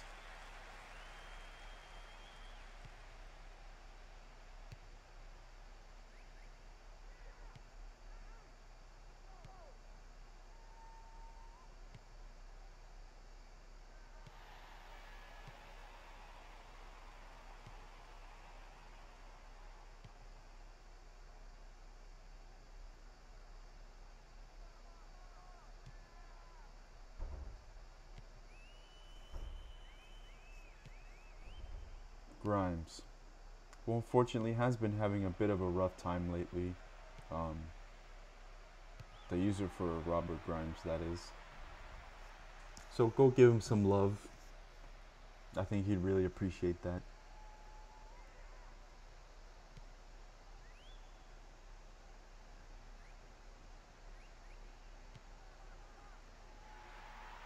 Virginia Emmett bolting through here.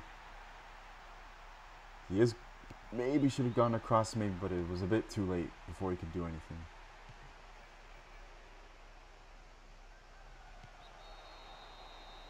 Ibrahimi got a bit tangled up there. Karimi's going to take it. Karimi already having a decent strike on target. That's a header. Just wide. Ibrahimi. Very nearly in. The goalkeeper was not diving for that one. So close. You can't get close. Well, I guess you could get because of the post, but very nearly a goal for Ezhdehan. And they're going to be piling on the pressure here.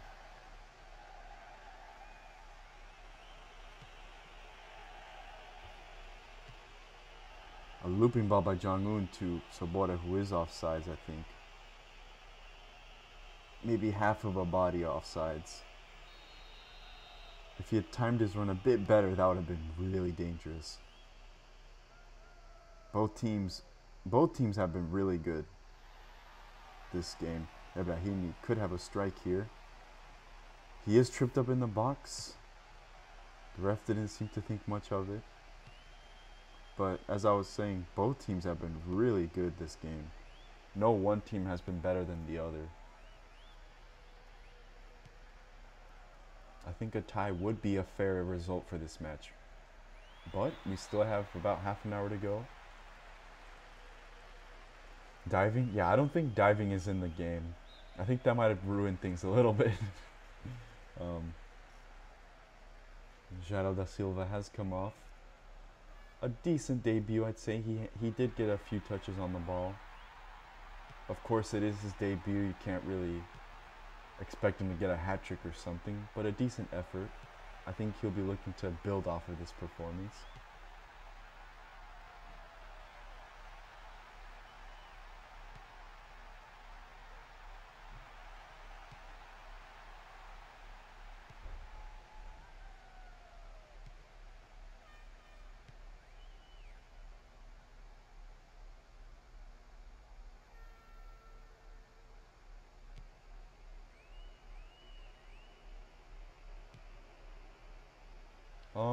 No, I don't think so, but there have been a few players who have gotten 2 goals, more than 2 goals across all competitions.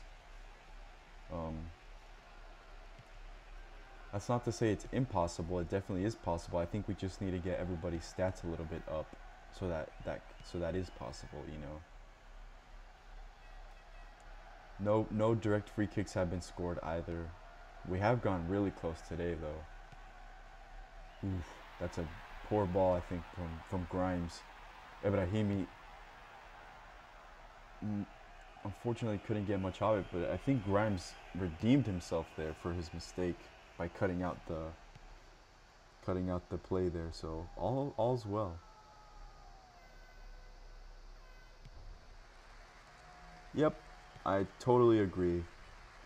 Right now, everybody's pretty balanced, so it's gonna be pretty Sunday league-ish, I think. Which I understand is definitely not the most interesting.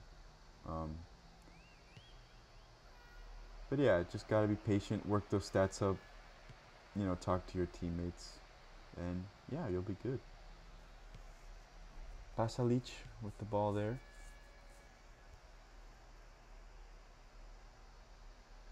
Unfortunately, frame rate has dropped a little bit, unfortunately. I'll have to investigate on why that is. Maybe I just need to reset my computer. That's usually the answer for everything. At least that's what my dad says. If everything goes awry, just reset. 3 changes at once for Ezhdehan. Regina Emmett and Ayodele are off. A pretty decent performance from both sides. Again, we definitely have seen what they are capable of. Player is on the ground. Rahimi. McCann is going to get booked.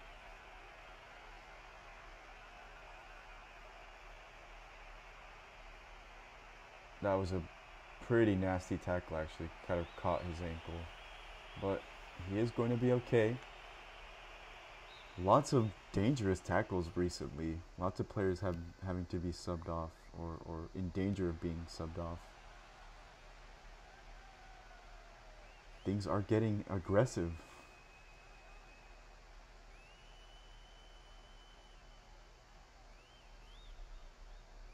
Cohen with some time here.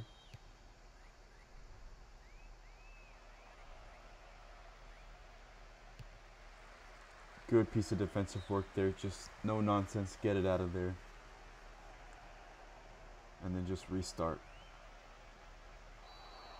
Amadi has come down. We've got 20 minutes left of this match. A draw is a fair result, I think I would say. I don't know if goals are merited, but a draw I think is definitely fair. I could eat my words though. Still 20 minutes to go.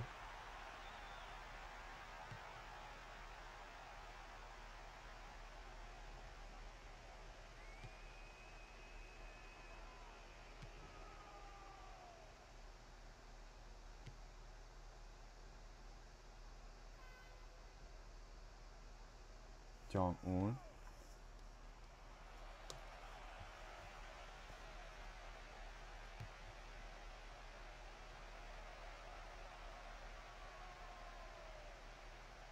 Jong-un is pretty dangerous in the last minutes of the match. Robinson's going to have a strike. Oh my goodness. A nightmare for Ezhdehan. Absolutely nightmare there. Robinson is going to be credited with the goal, but I think I think that might have been like a rebound off of the defender. I mean, let's just go ahead and see. Yeah, it was off of Jacob McCarthy. That is unlucky right there. Because the ball just what's it called? It's rebounded off of the defender and just out of reach for the goalkeeper for Ghabr. That puts him on the wrong foot and he's unable to. Yeah, that's unlucky. That's probably the unluckiest thing ever. Really unlucky. Hey, Dr. Potato, this is the first time I've seen you around these parts. Welcome, welcome. Unfortunately, I'm sorry you had to see that just disgrace of football that happened there.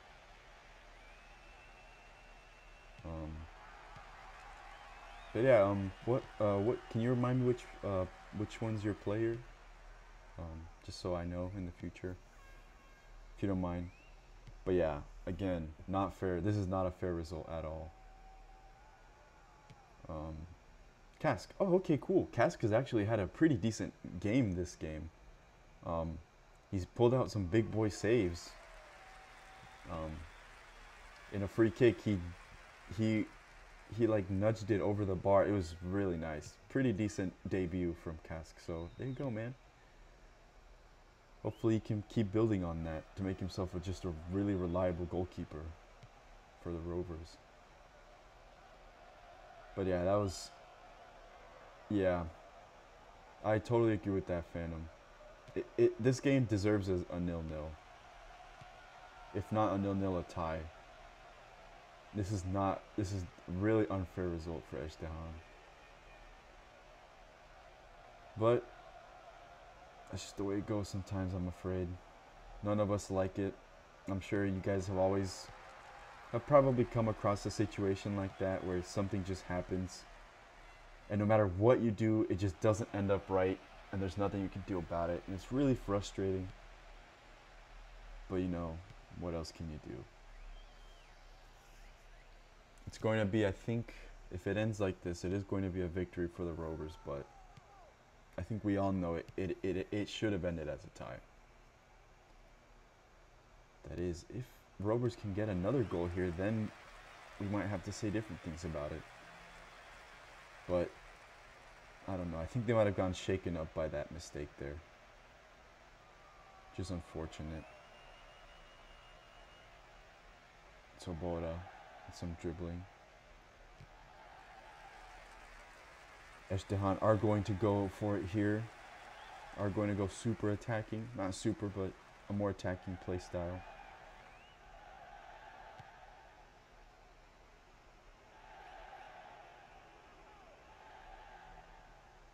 Abraham wins it back. But that's a nasty tackle from behind. Abraham is going to loop it in.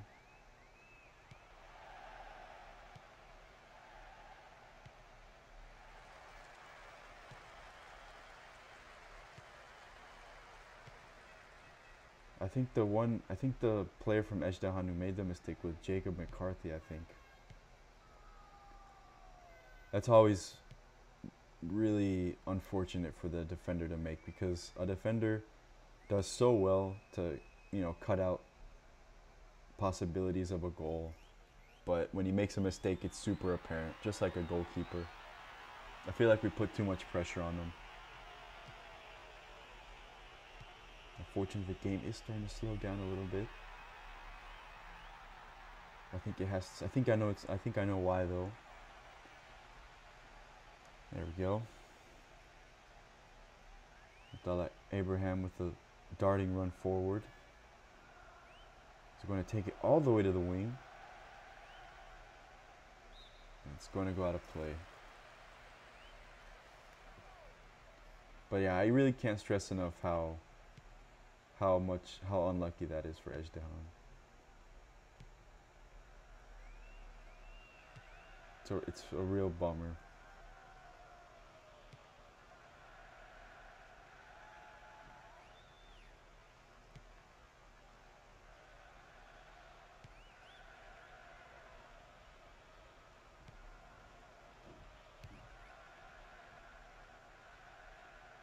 Yeah.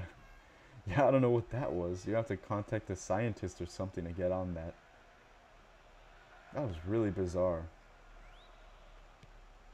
Because it wasn't a part of the game either because he wasn't moving, he wasn't breathing, he was just stuck in place. It's like he got frozen in time or something.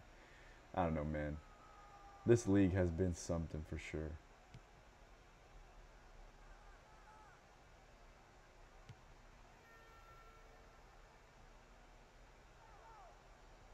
The Rovers, I think, just happy to keep hold of the ball to prevent Ezhdehan from getting an opportunity.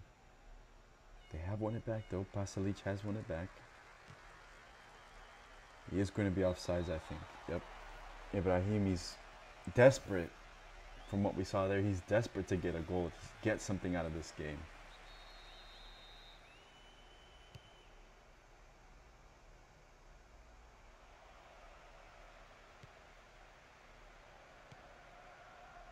Jacob McCarthy to Ahmadi.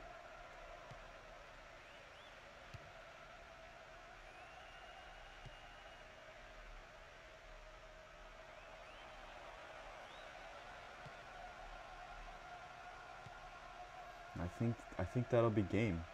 Actually, maybe not. Rahimi's gonna have a strike. Save hands from Kask.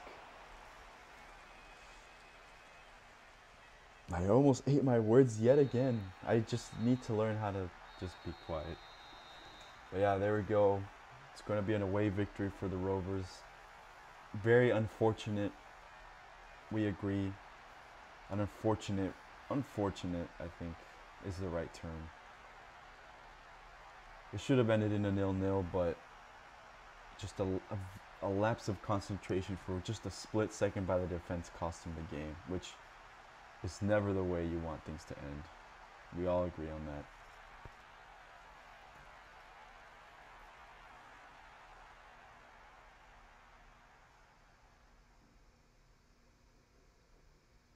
But as for man of the match, that is a question. I don't think anybody stood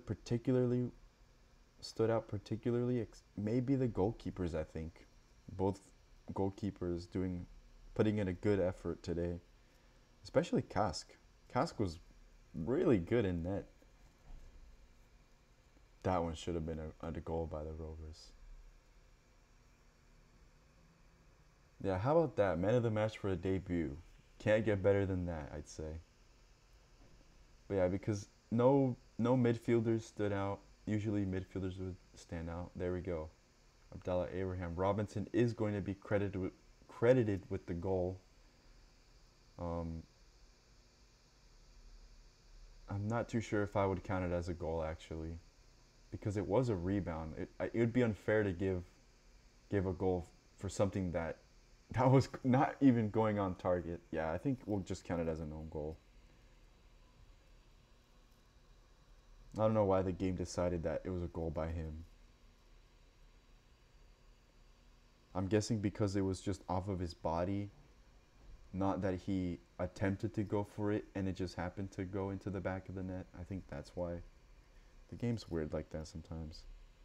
So I'll just count it as an own goal, if you guys don't mind. And that was in the... Oh, the highlights are just looping. Okay. Let's see what the game decided, because I can't really pick one player out. Again, look at that. So balanced. So balanced.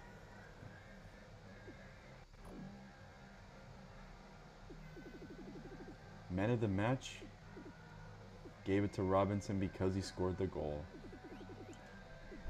Not the way I would do it. So yeah, I think Kask is a decent contention for man of the match.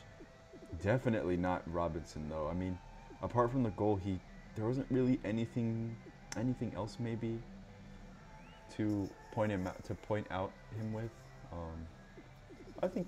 What do you guys think? I'll leave it to you guys. You guys saw the match. Oh yeah, I'm gonna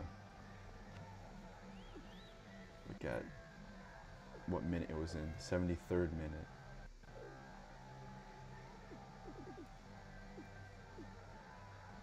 Yeah. Don't know why the game counted it as a goal. So the 70... Gosh, I already forgot. I can't believe it. 73rd, that's what I thought. 73rd minute.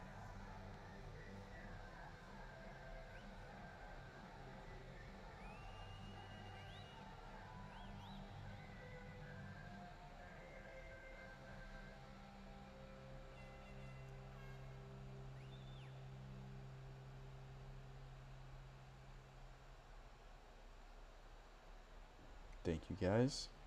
So yeah, we'll give it to Cask. Great, I think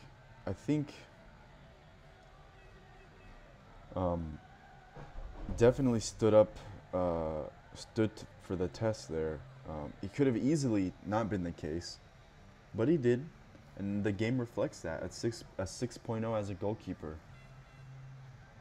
When the majority of all the other players were kind of on the same page, but we'll give it to Cask. Cask played for the Rovers, so I think he'll be really chuffed for that. Peter Cask. All right, boys. Unfortunately, our last game. Oh, hold on.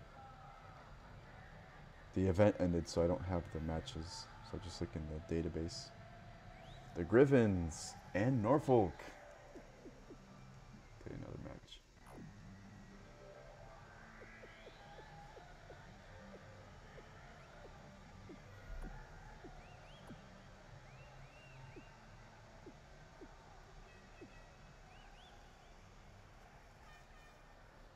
And that'll do it for our match day. This will be the last match.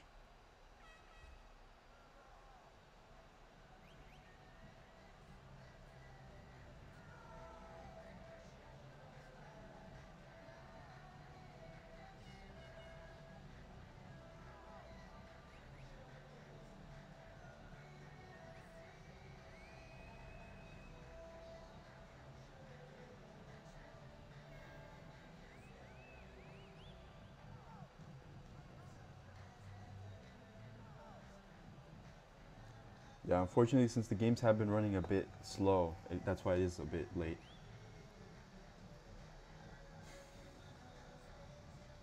All right, boys.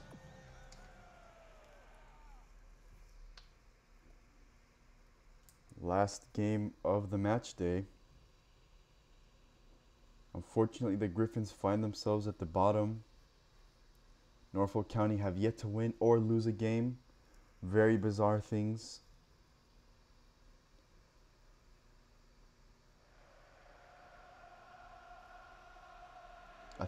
I think this could be Norfolk's chance to get maybe a win.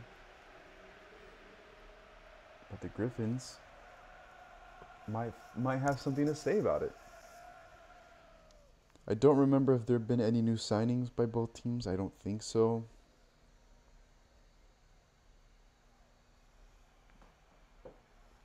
So yeah, here we go.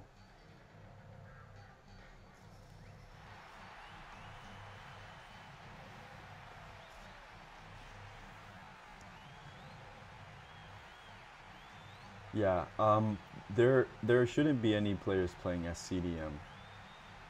For the base formation, it's a 4-4-2, so all midfielders will play as a center mid.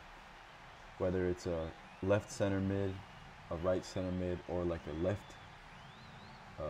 more left center mid. Not exactly a winger, but more on the left side. But yeah, we have João Cabral. I think I've already seen Cabral in play, so I think we're good. No new signings. Oh, interesting. Okay, interesting. I'll keep an eye out on that. But yeah, last game. Let's hope for some exciting here. Let's end off with a bang here.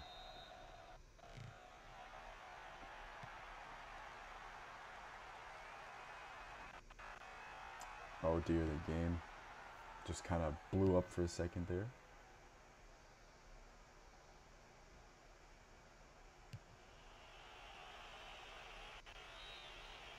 Why is it lagging like that? Huh. I'm gonna keep an eye on that before we get too far into the match.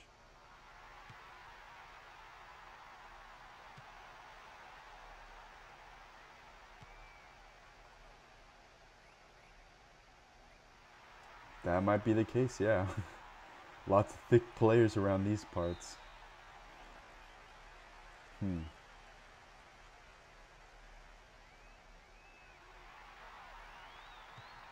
Griffins have their first chance here. Well cut out by the defense. Gunnarsson picks it up.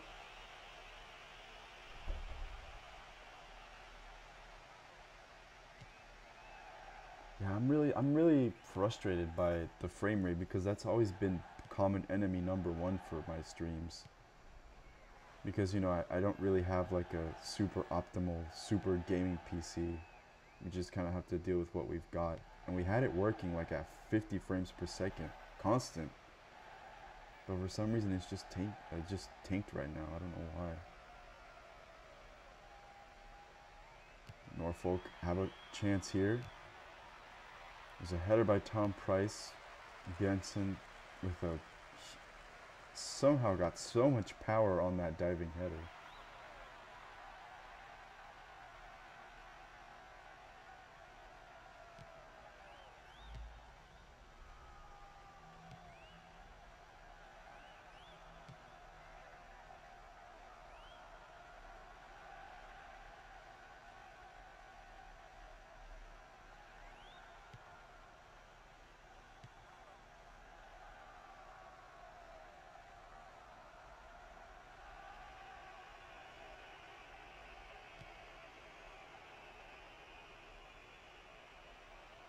Well defended by Bjornsson, I think.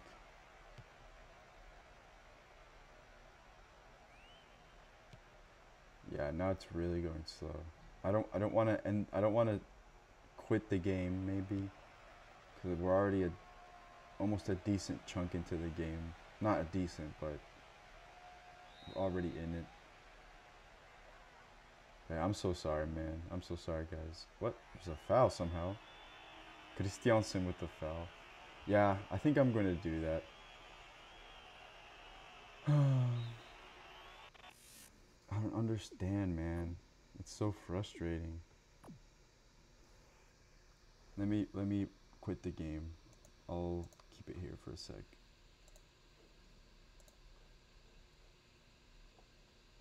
It's such a shame because we got it working at 50 frames per second. It was working like that. But now, for some reason today, it's just been not good. There have been no things running in the background. Let me double check the emulation settings real quick.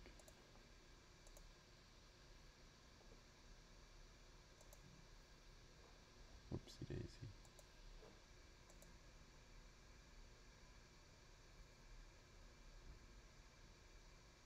There we go. Yeah, nothing's changed here.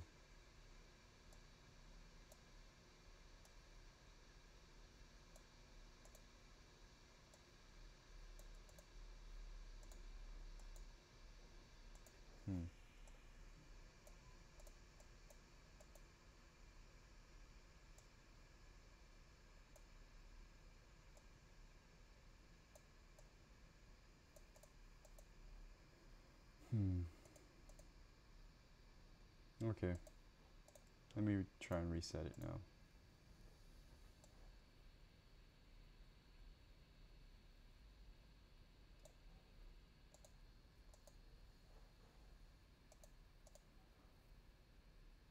This is the old game. This will be the new game.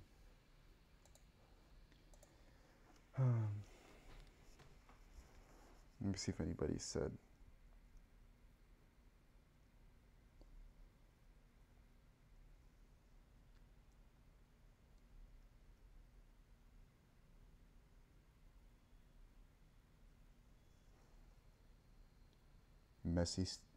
Messi staring into your soul there, always in the beginning.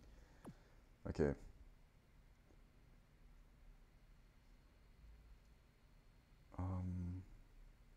So who's playing? The Griffins and Norfolk. Okay.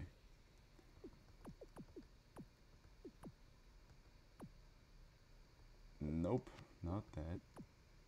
Griffins. Nope, not the wrong Rovers. Norfolk. Okay. Wembley. Let's do. It's fine. Winter. Day. Okay. Okay, let's go.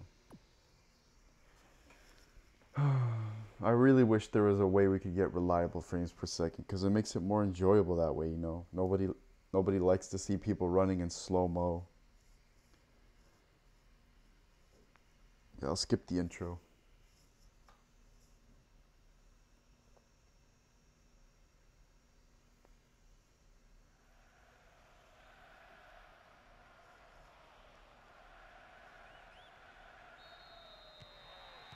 Oh, shoot. Double speed. It's always set like that for some reason. Alright. Yeah, it's I have the double speed setting so I can sim through matches when I'm like testing things out. No, it doesn't seem like it's gonna be changing on us.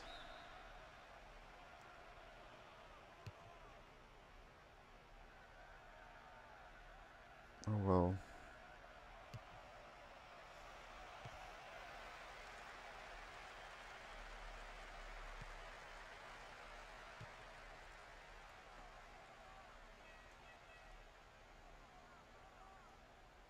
So we're gonna change the universe, I guess. So we changed the universe. The game had started, but somehow the game shut off and now it's back again. So it's like Groundhog Day.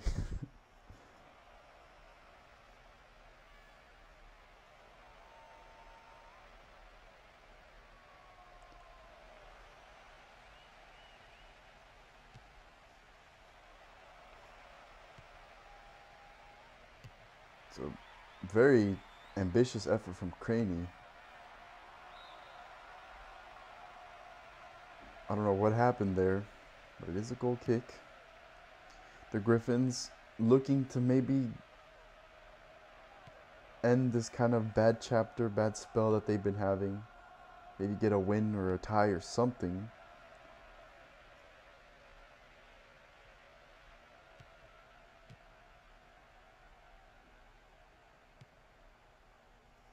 Norfolk County have tied all 3 games that they've encountered.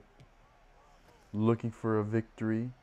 Ties aren't bad, but when your opponents are winning, you should probably be doing the same thing as well. Tom Price with the ball does a good piece of dribbling there to try and get away from him, but Griffins are on it.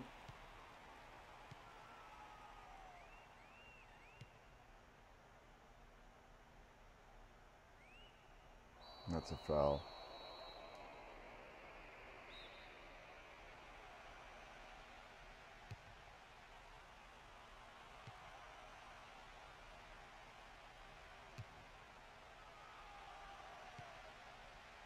That's going to come to Pinto's feet.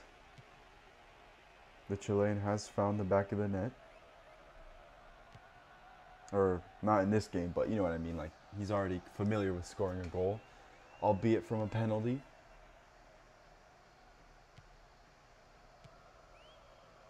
It's well intercepted by Nathan Hawkins.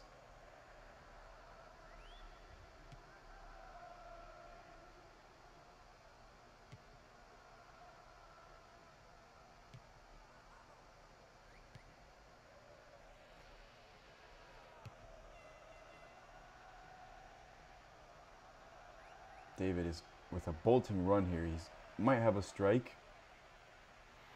Bjarnason deals with it well though.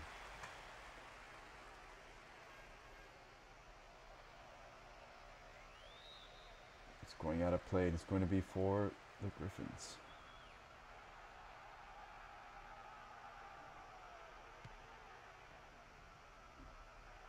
this is a terrible place to lose the ball. Nathan Hawkins is with a brilliant opportunity.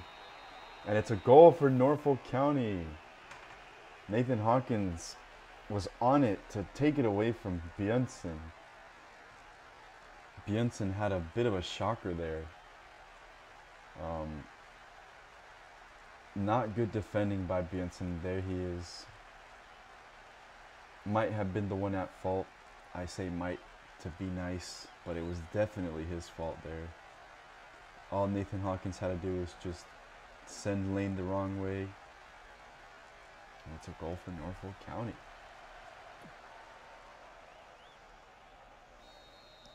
Very poor, unfortunately, by the Griffins. I don't know why the Griffins have been particularly struggling, apart from because all the other teams have been all right, except for the Griffins. I don't know why that is.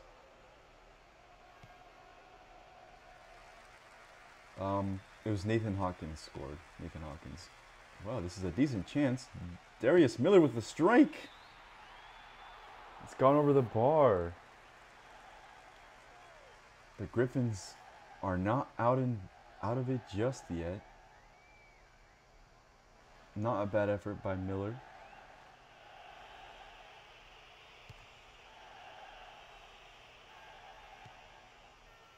There's still plenty of game to play, so yeah, I don't understand either, man. It's a really weird thing that I've been trying to wrap my head around it. Because you guys have a defender, which in theory should place you guys even more on an advantage, because other teams have maybe 0 defenders. You have 2 midfielders, Hawkins and Cruz, and 2 attackers, Pinto and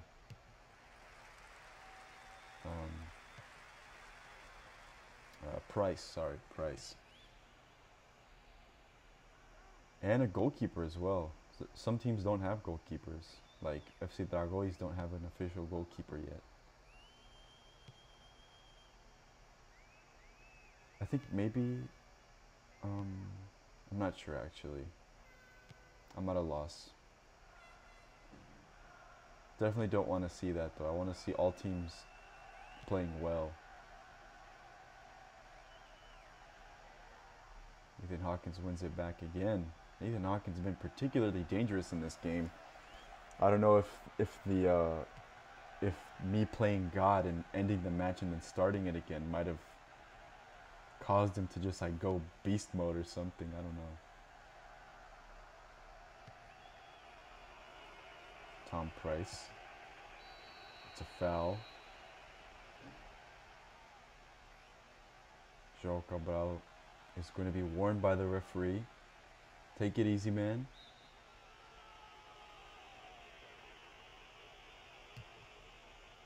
That was a poor attempt by Pinto. Let's just hit the wall. Another foul here. Yeah, I think that is true.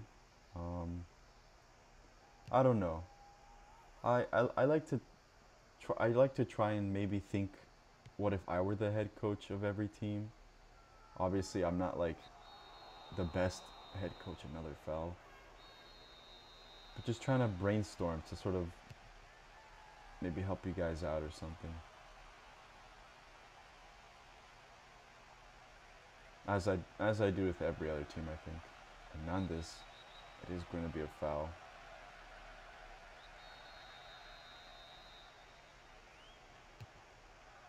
Wilson with the looping ball. It's one over by Cabral. Cabral knows that he was off his line, and what a goal that would have been. João Cabral knew that Wilson was off his line because of the free kick, so he has a pop that could have nearly gone in, and what a way to concede that would have been and get the game all tied up again. Not bad vision from Cabral to do that.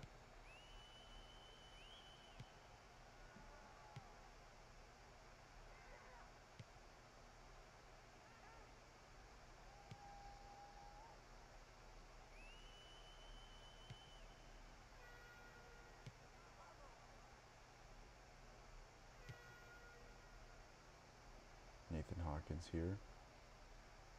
Had a decent Matchday 1 appearance, I think, for Norfolk. I think he ended up taking the award for man of the match.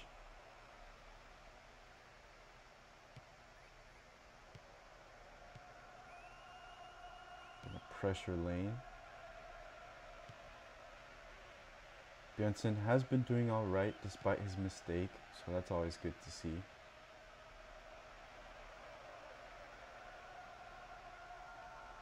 Good interception by Björnsson.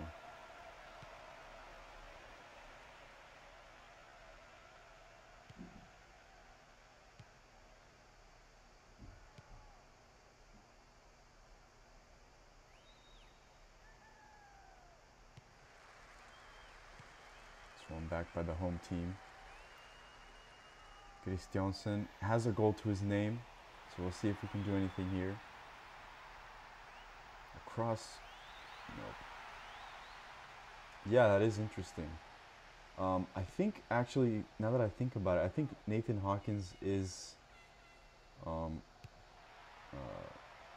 naturally an attacking midfielder, so that might explain why he's more attack driven.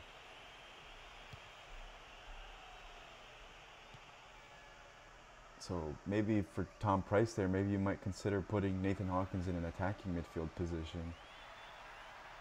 Maybe a 4-4-2, but a diamond with a defensive mid and an attacking mid, maybe. Something like that.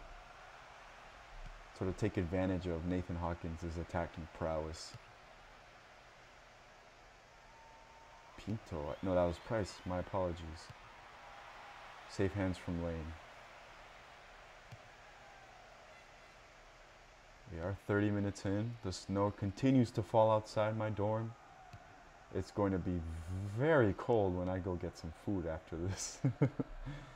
But we have more important things to think about here. But yeah, I think that'll be a good idea. And I think by having a 4-4-2 diamond, that might alleviate some of the pressure of attacking from the two forwards and sort of balance it between the three, Nathan Hawkins as well, in addition to Pinto and Price.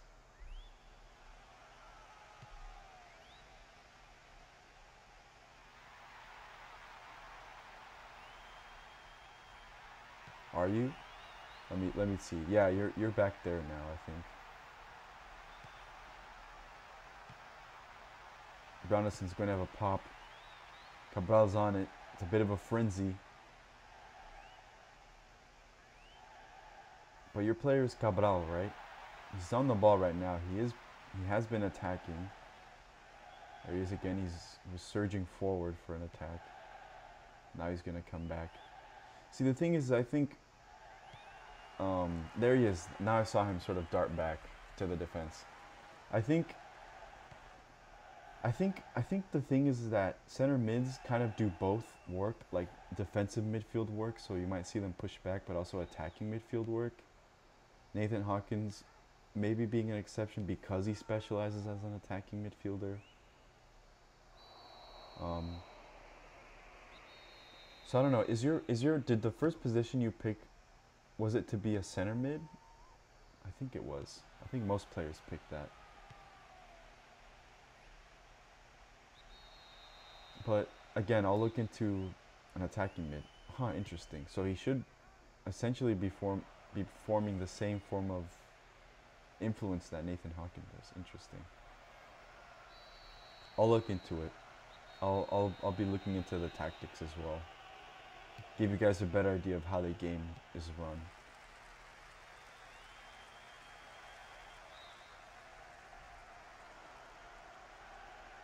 Norfolk County here with a throw in. That's a nasty tackle from behind. I don't know why the referee didn't decide to stop play there, but Hernandez is going to pick it up. With lots of space here. Brilliant link up between Miller and Hernandez. The defense has closed back a little bit though. It's up to Christiansen in the wing. This is very promising indeed. Christiansen with the ball in. It's a header by Miller over the bar. But a decent effort by the Griffins. And he is going to book Cabral, I think, for for the tackle he performed on the other side of the pitch. The referee electing to, you know, let play continue and then issue the card once the play was over. But the Griffins have seemed to regain some of their confidence in these last 5 minutes.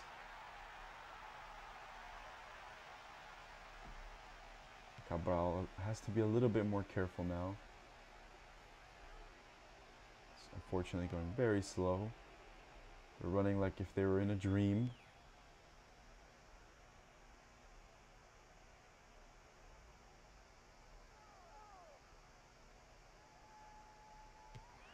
If it takes anything below 30, I'll switch to something else. I'll let it be known if that ends up being the case. But I think we're surviving right now. Yeah, he had to let some of that steam go, some of that frustration. Christiansen with a darting ball here. Might go all the way, but Eva is on the end of that one. Griffins not going down without a fight. Like to see that always. Christiansen with the ball in. That was a very bizarre ball. It was headed towards goal. Wilson bobbled it a little bit.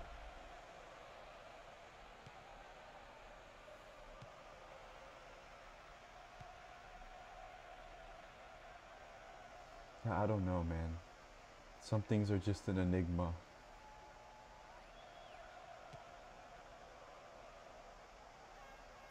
Hernandez here.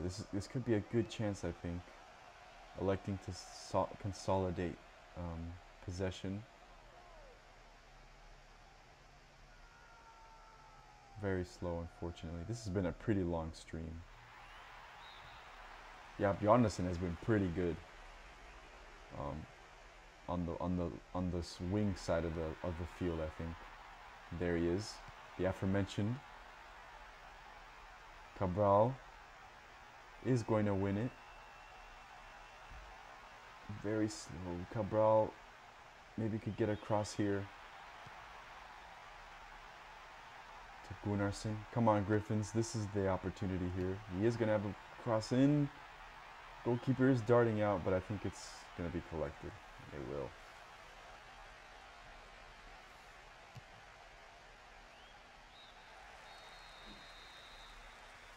So far, that mistake from Björnsson separates the two. It is an away win for the moment for Norfolk.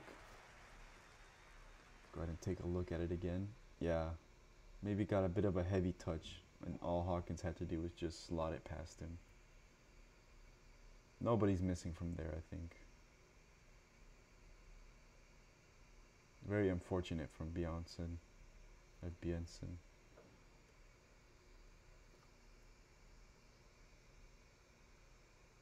What an effort this was, though. The beautiful chip pass from Hernandez to Miller. Couldn't keep it down, but it was going for that sort of top left corner.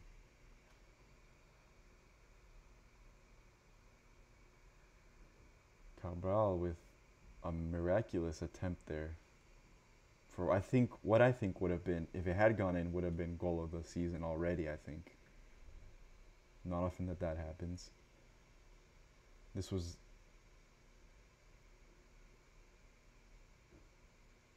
I'm not sure why the game decided to replay that one. But yeah, there we go. It truly would have been magical. That would have been worthy of like a news segment or something, or a press release or something. The Griffins have been keeping most of the possession. I think that's down to the last 15 minutes or so of the first half, from 30-minute onward. But yeah, last 45 minutes of the game. Last 10 minutes or so, well, not 10 minutes, I'd say maybe last 15 minutes of the stream. Let's see if the Griffins can sort of find a way to get back in this.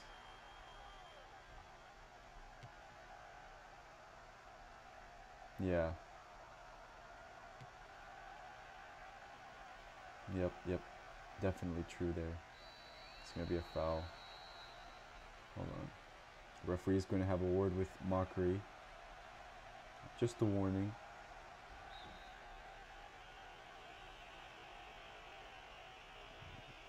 Now it's really tanking.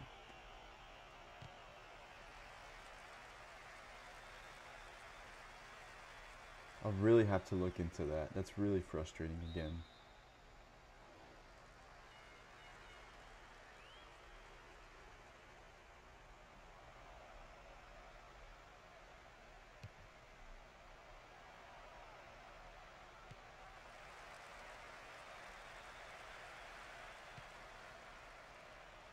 To Hernandez. Hernandez with a decent chip away from the defender, but not fast enough, not strong enough maybe to nudge him off.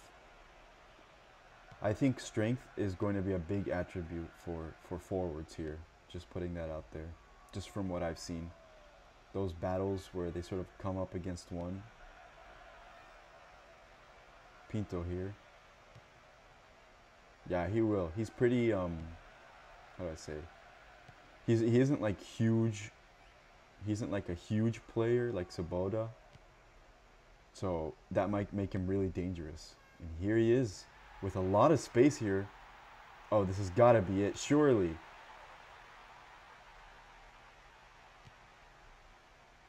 Hernandez to Christiansen.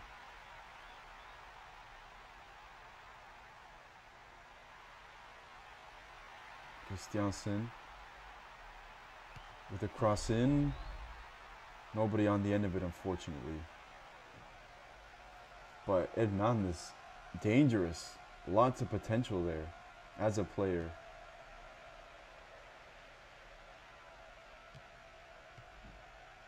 So put some pace on him, put some strength on him, and I think you're right.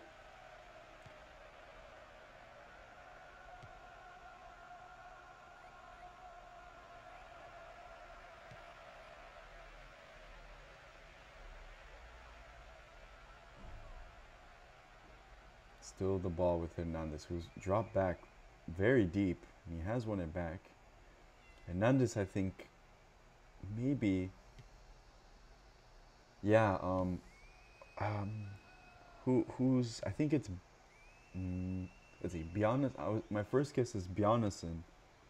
I think who is playing as a center mid on the left side. But I might be mistaken.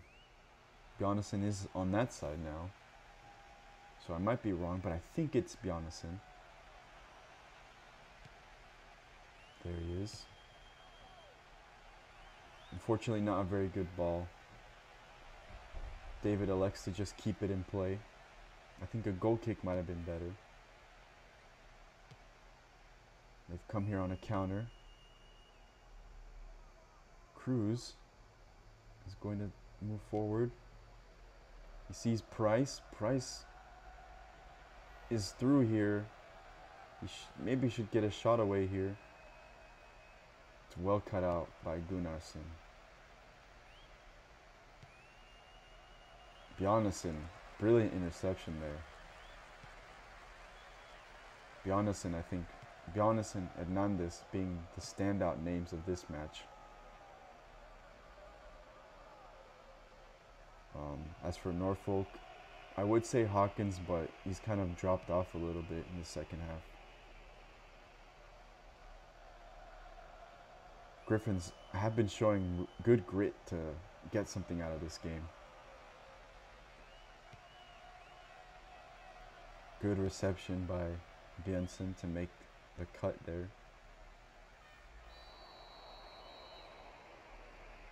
Maybe a foul and some subs are in place here. Sigurdsson. I remember who the other one was. I already forget. I have horrible memory. Terrible, terrible memory.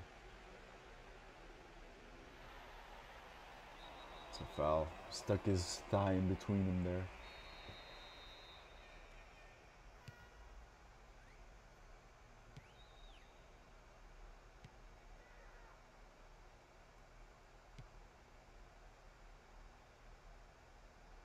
What in particular are you referring to, Phantom?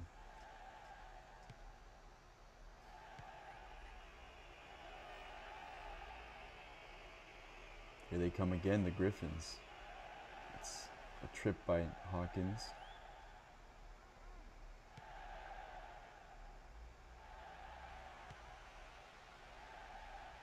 Oh, I see, I see.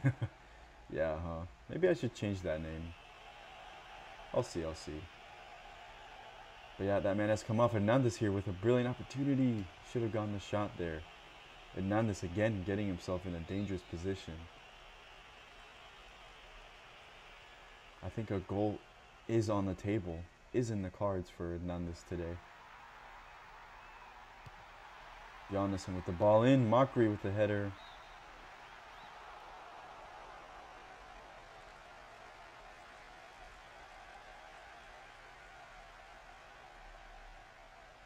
Not a bad effort from Mockery to get a header from there. Yeah, I don't know, man. Players do definitely have potential. I mean, they are only 18, but definitely a long ways to go for improvement. So I wouldn't see that as a bad thing. It gives us hope for the future.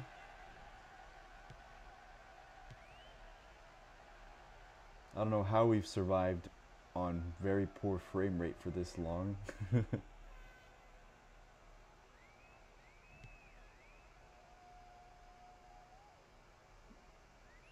Man, that really is a shame. I'm really sorry about that, guys. I thought we'd figured it out before, but it's another brilliant interception by Hernandez. Maybe out-muscled against, to be fair, a pretty tall defender. Hernandez is probably a little bit on the short side compared to the average of the league.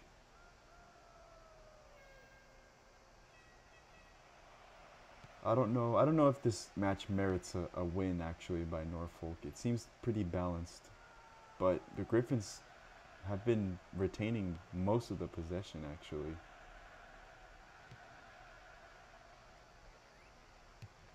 Ghabr.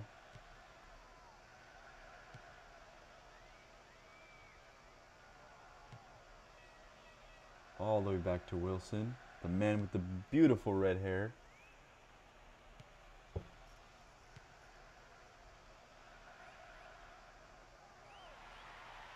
It's one back. Cabral on the wing. Cut out by Osborne. The danger is not out of the question though.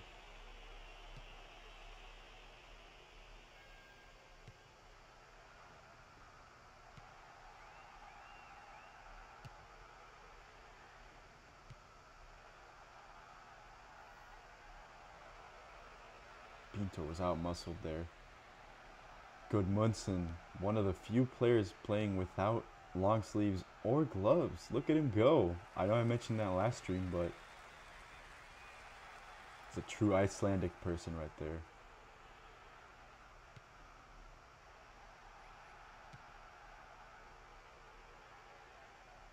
Cabral has a few options. Mockery blasts through. Hernandez, come on Hernandez, get a shot here. Hold on a little bit too often. Oh, there we go. That's a good one. And oh dear, Hernandez, he's thoroughly disappointed with that effort, as we saw. Maybe got a bit too desperate there, I think, to just get a shot. Maybe he should have just dribbled it a little bit up front. Some more subs here. Hernandez has come off. He did look a bit leggy. Not a bad performance by him though. Pinto has come off for Norfolk as well. Unfortunately, we didn't see much of him. Has been much more present in other games than this one.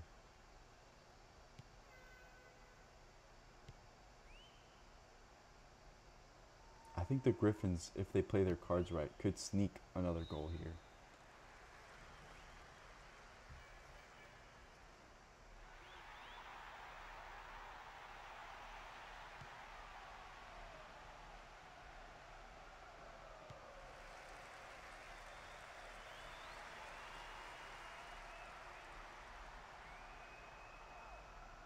Double teamed, and somehow Ormerod is still on it. It's a cross in. Ormerod, I think this is one of his first few starts for this season. I think Mockery did really well to keep hold of the ball. Not the case for Miller, unfortunately. At least I think that was Miller.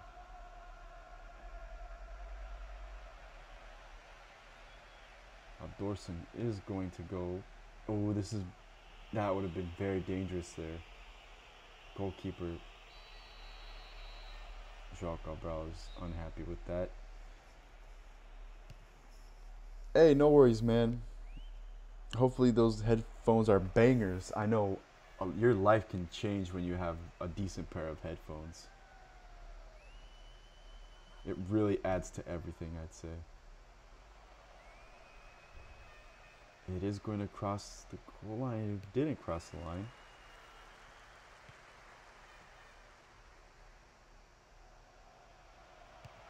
Oh, I see. Yeah, good choice, good choice.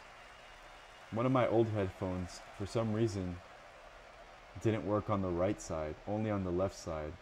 So the eternal struggle of trying to find the exact angle to have them at so they would work. But yeah, I feel you.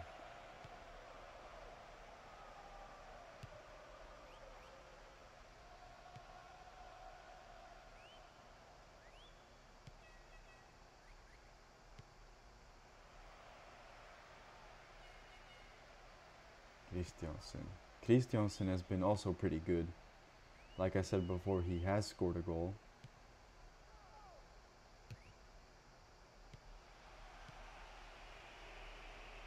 It's won over by Miller.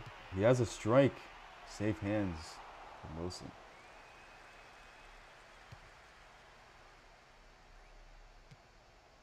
Yeah. Oh man. Yep.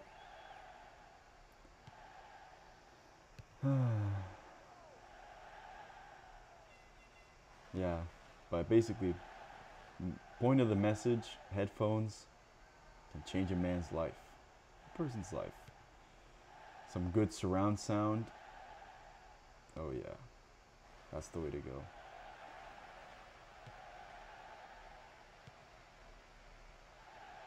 We are approaching the very end of the match here, and resultantly the stream. It has run a bit longer, the stream, because of the way that the game has been running. I'll really try and fix that as much as I can. I think I'm betting it has to do with just resetting my computer.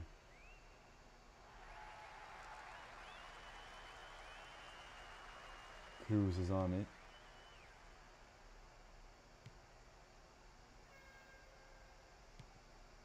Well cut out by Christiansen again.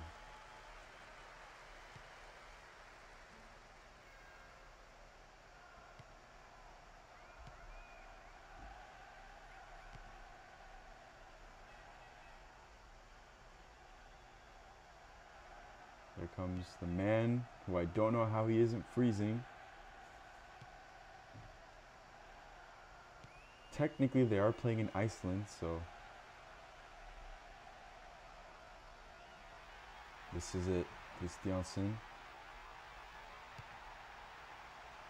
Poor communication there. It just bounces off his teammate. It's going to be a yellow card for Mockery for a previous foul. This referee has been pretty bizarre. There it is. Oh right, it was for the play he decided to call for advantage. Decided to come and book him. Halldorsen. Come on, Griffins. Let's get a goal here. Halldorsen's gonna have a pop. Not a good strike, unfortunately. And I think that might be game. There it is. Heartbreak again for the Griffins. A tie and 3 losses. On the other hand, Norfolk County finally get their first 3 points of the season.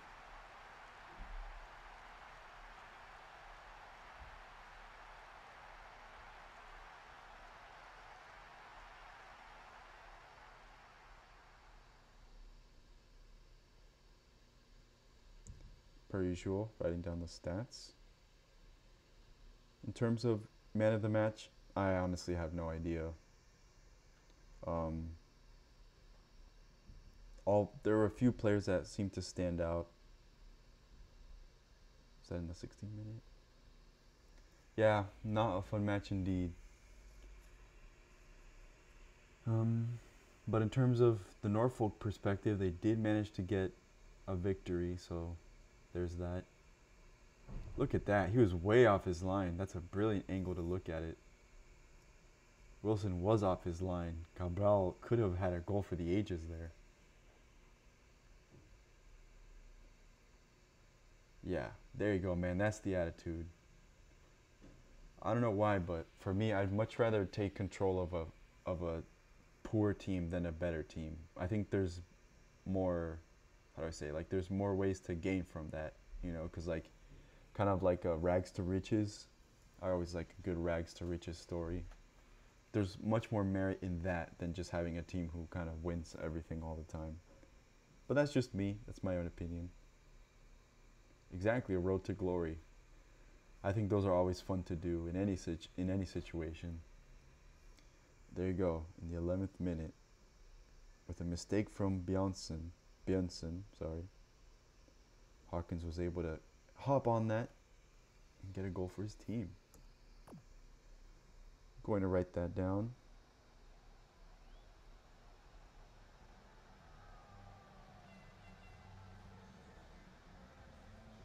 But yeah, look at that. Per the stats, the Griffins seemed much more in control of it than Norfolk. But that one mistake cost them dearly. So let's see who the game said. Man of the match. Nobody in the starting lineups. And it was Martin. That is definitely a strange calculation. But I'm not going to give it to Martin. Or any of these subs for that matter. Not these subs either. Let me take a look at the starting lineups. I think Bjornsson is going to be the one. Bjornsson, maybe Christiansen. Both players seem to have fallen off though for the second half.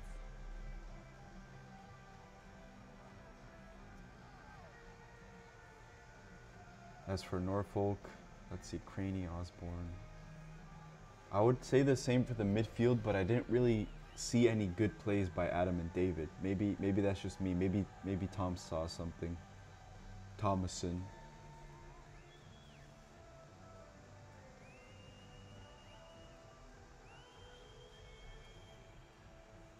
Goalkeepers, pretty bang average, I'd say. Not terrible, not out of the world.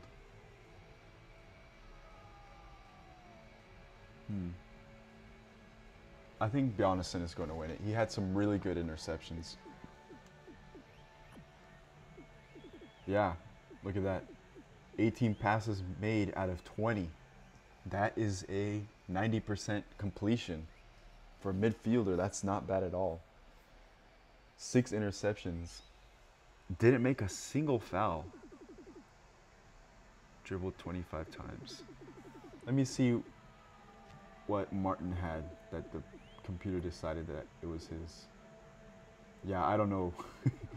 Definitely not the same stats at all. Yeah, I think. Let's look at Christiansen. Yeah. Yeah, nah. We're going to give it to Bjornsson. Midfielder. Yet again. Bjornsson.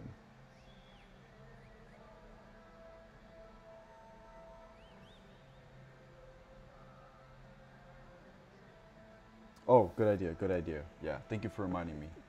Hernandez. Wow, 100% completion rate for his passes. 3 interceptions. Unfortunately, he was a bit sloppy. He conceded 2 fouls.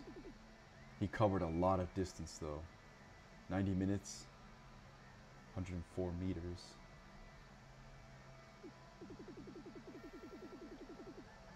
He did have a few shots on target.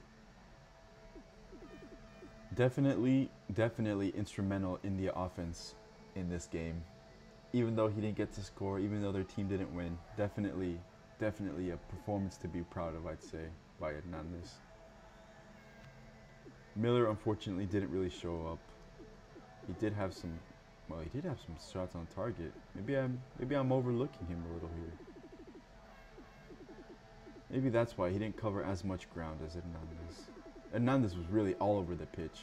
That's why he got subbed.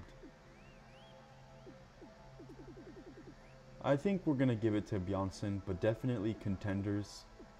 Bjornsson, Christiansen, Hernandez, Hawkins slightly, not as much as these guys though. Yeah. Plus, they did have most of the possession. Sure. Okay. Alright, boys. That'll do it. An extremely long stream. Unfortunately, because of the frame rate, just slowed things down a lot. But that'll be that. Most games settled by 1 goal. Yeah. I think I'll see you guys on Wednesday. That'll be match day 5.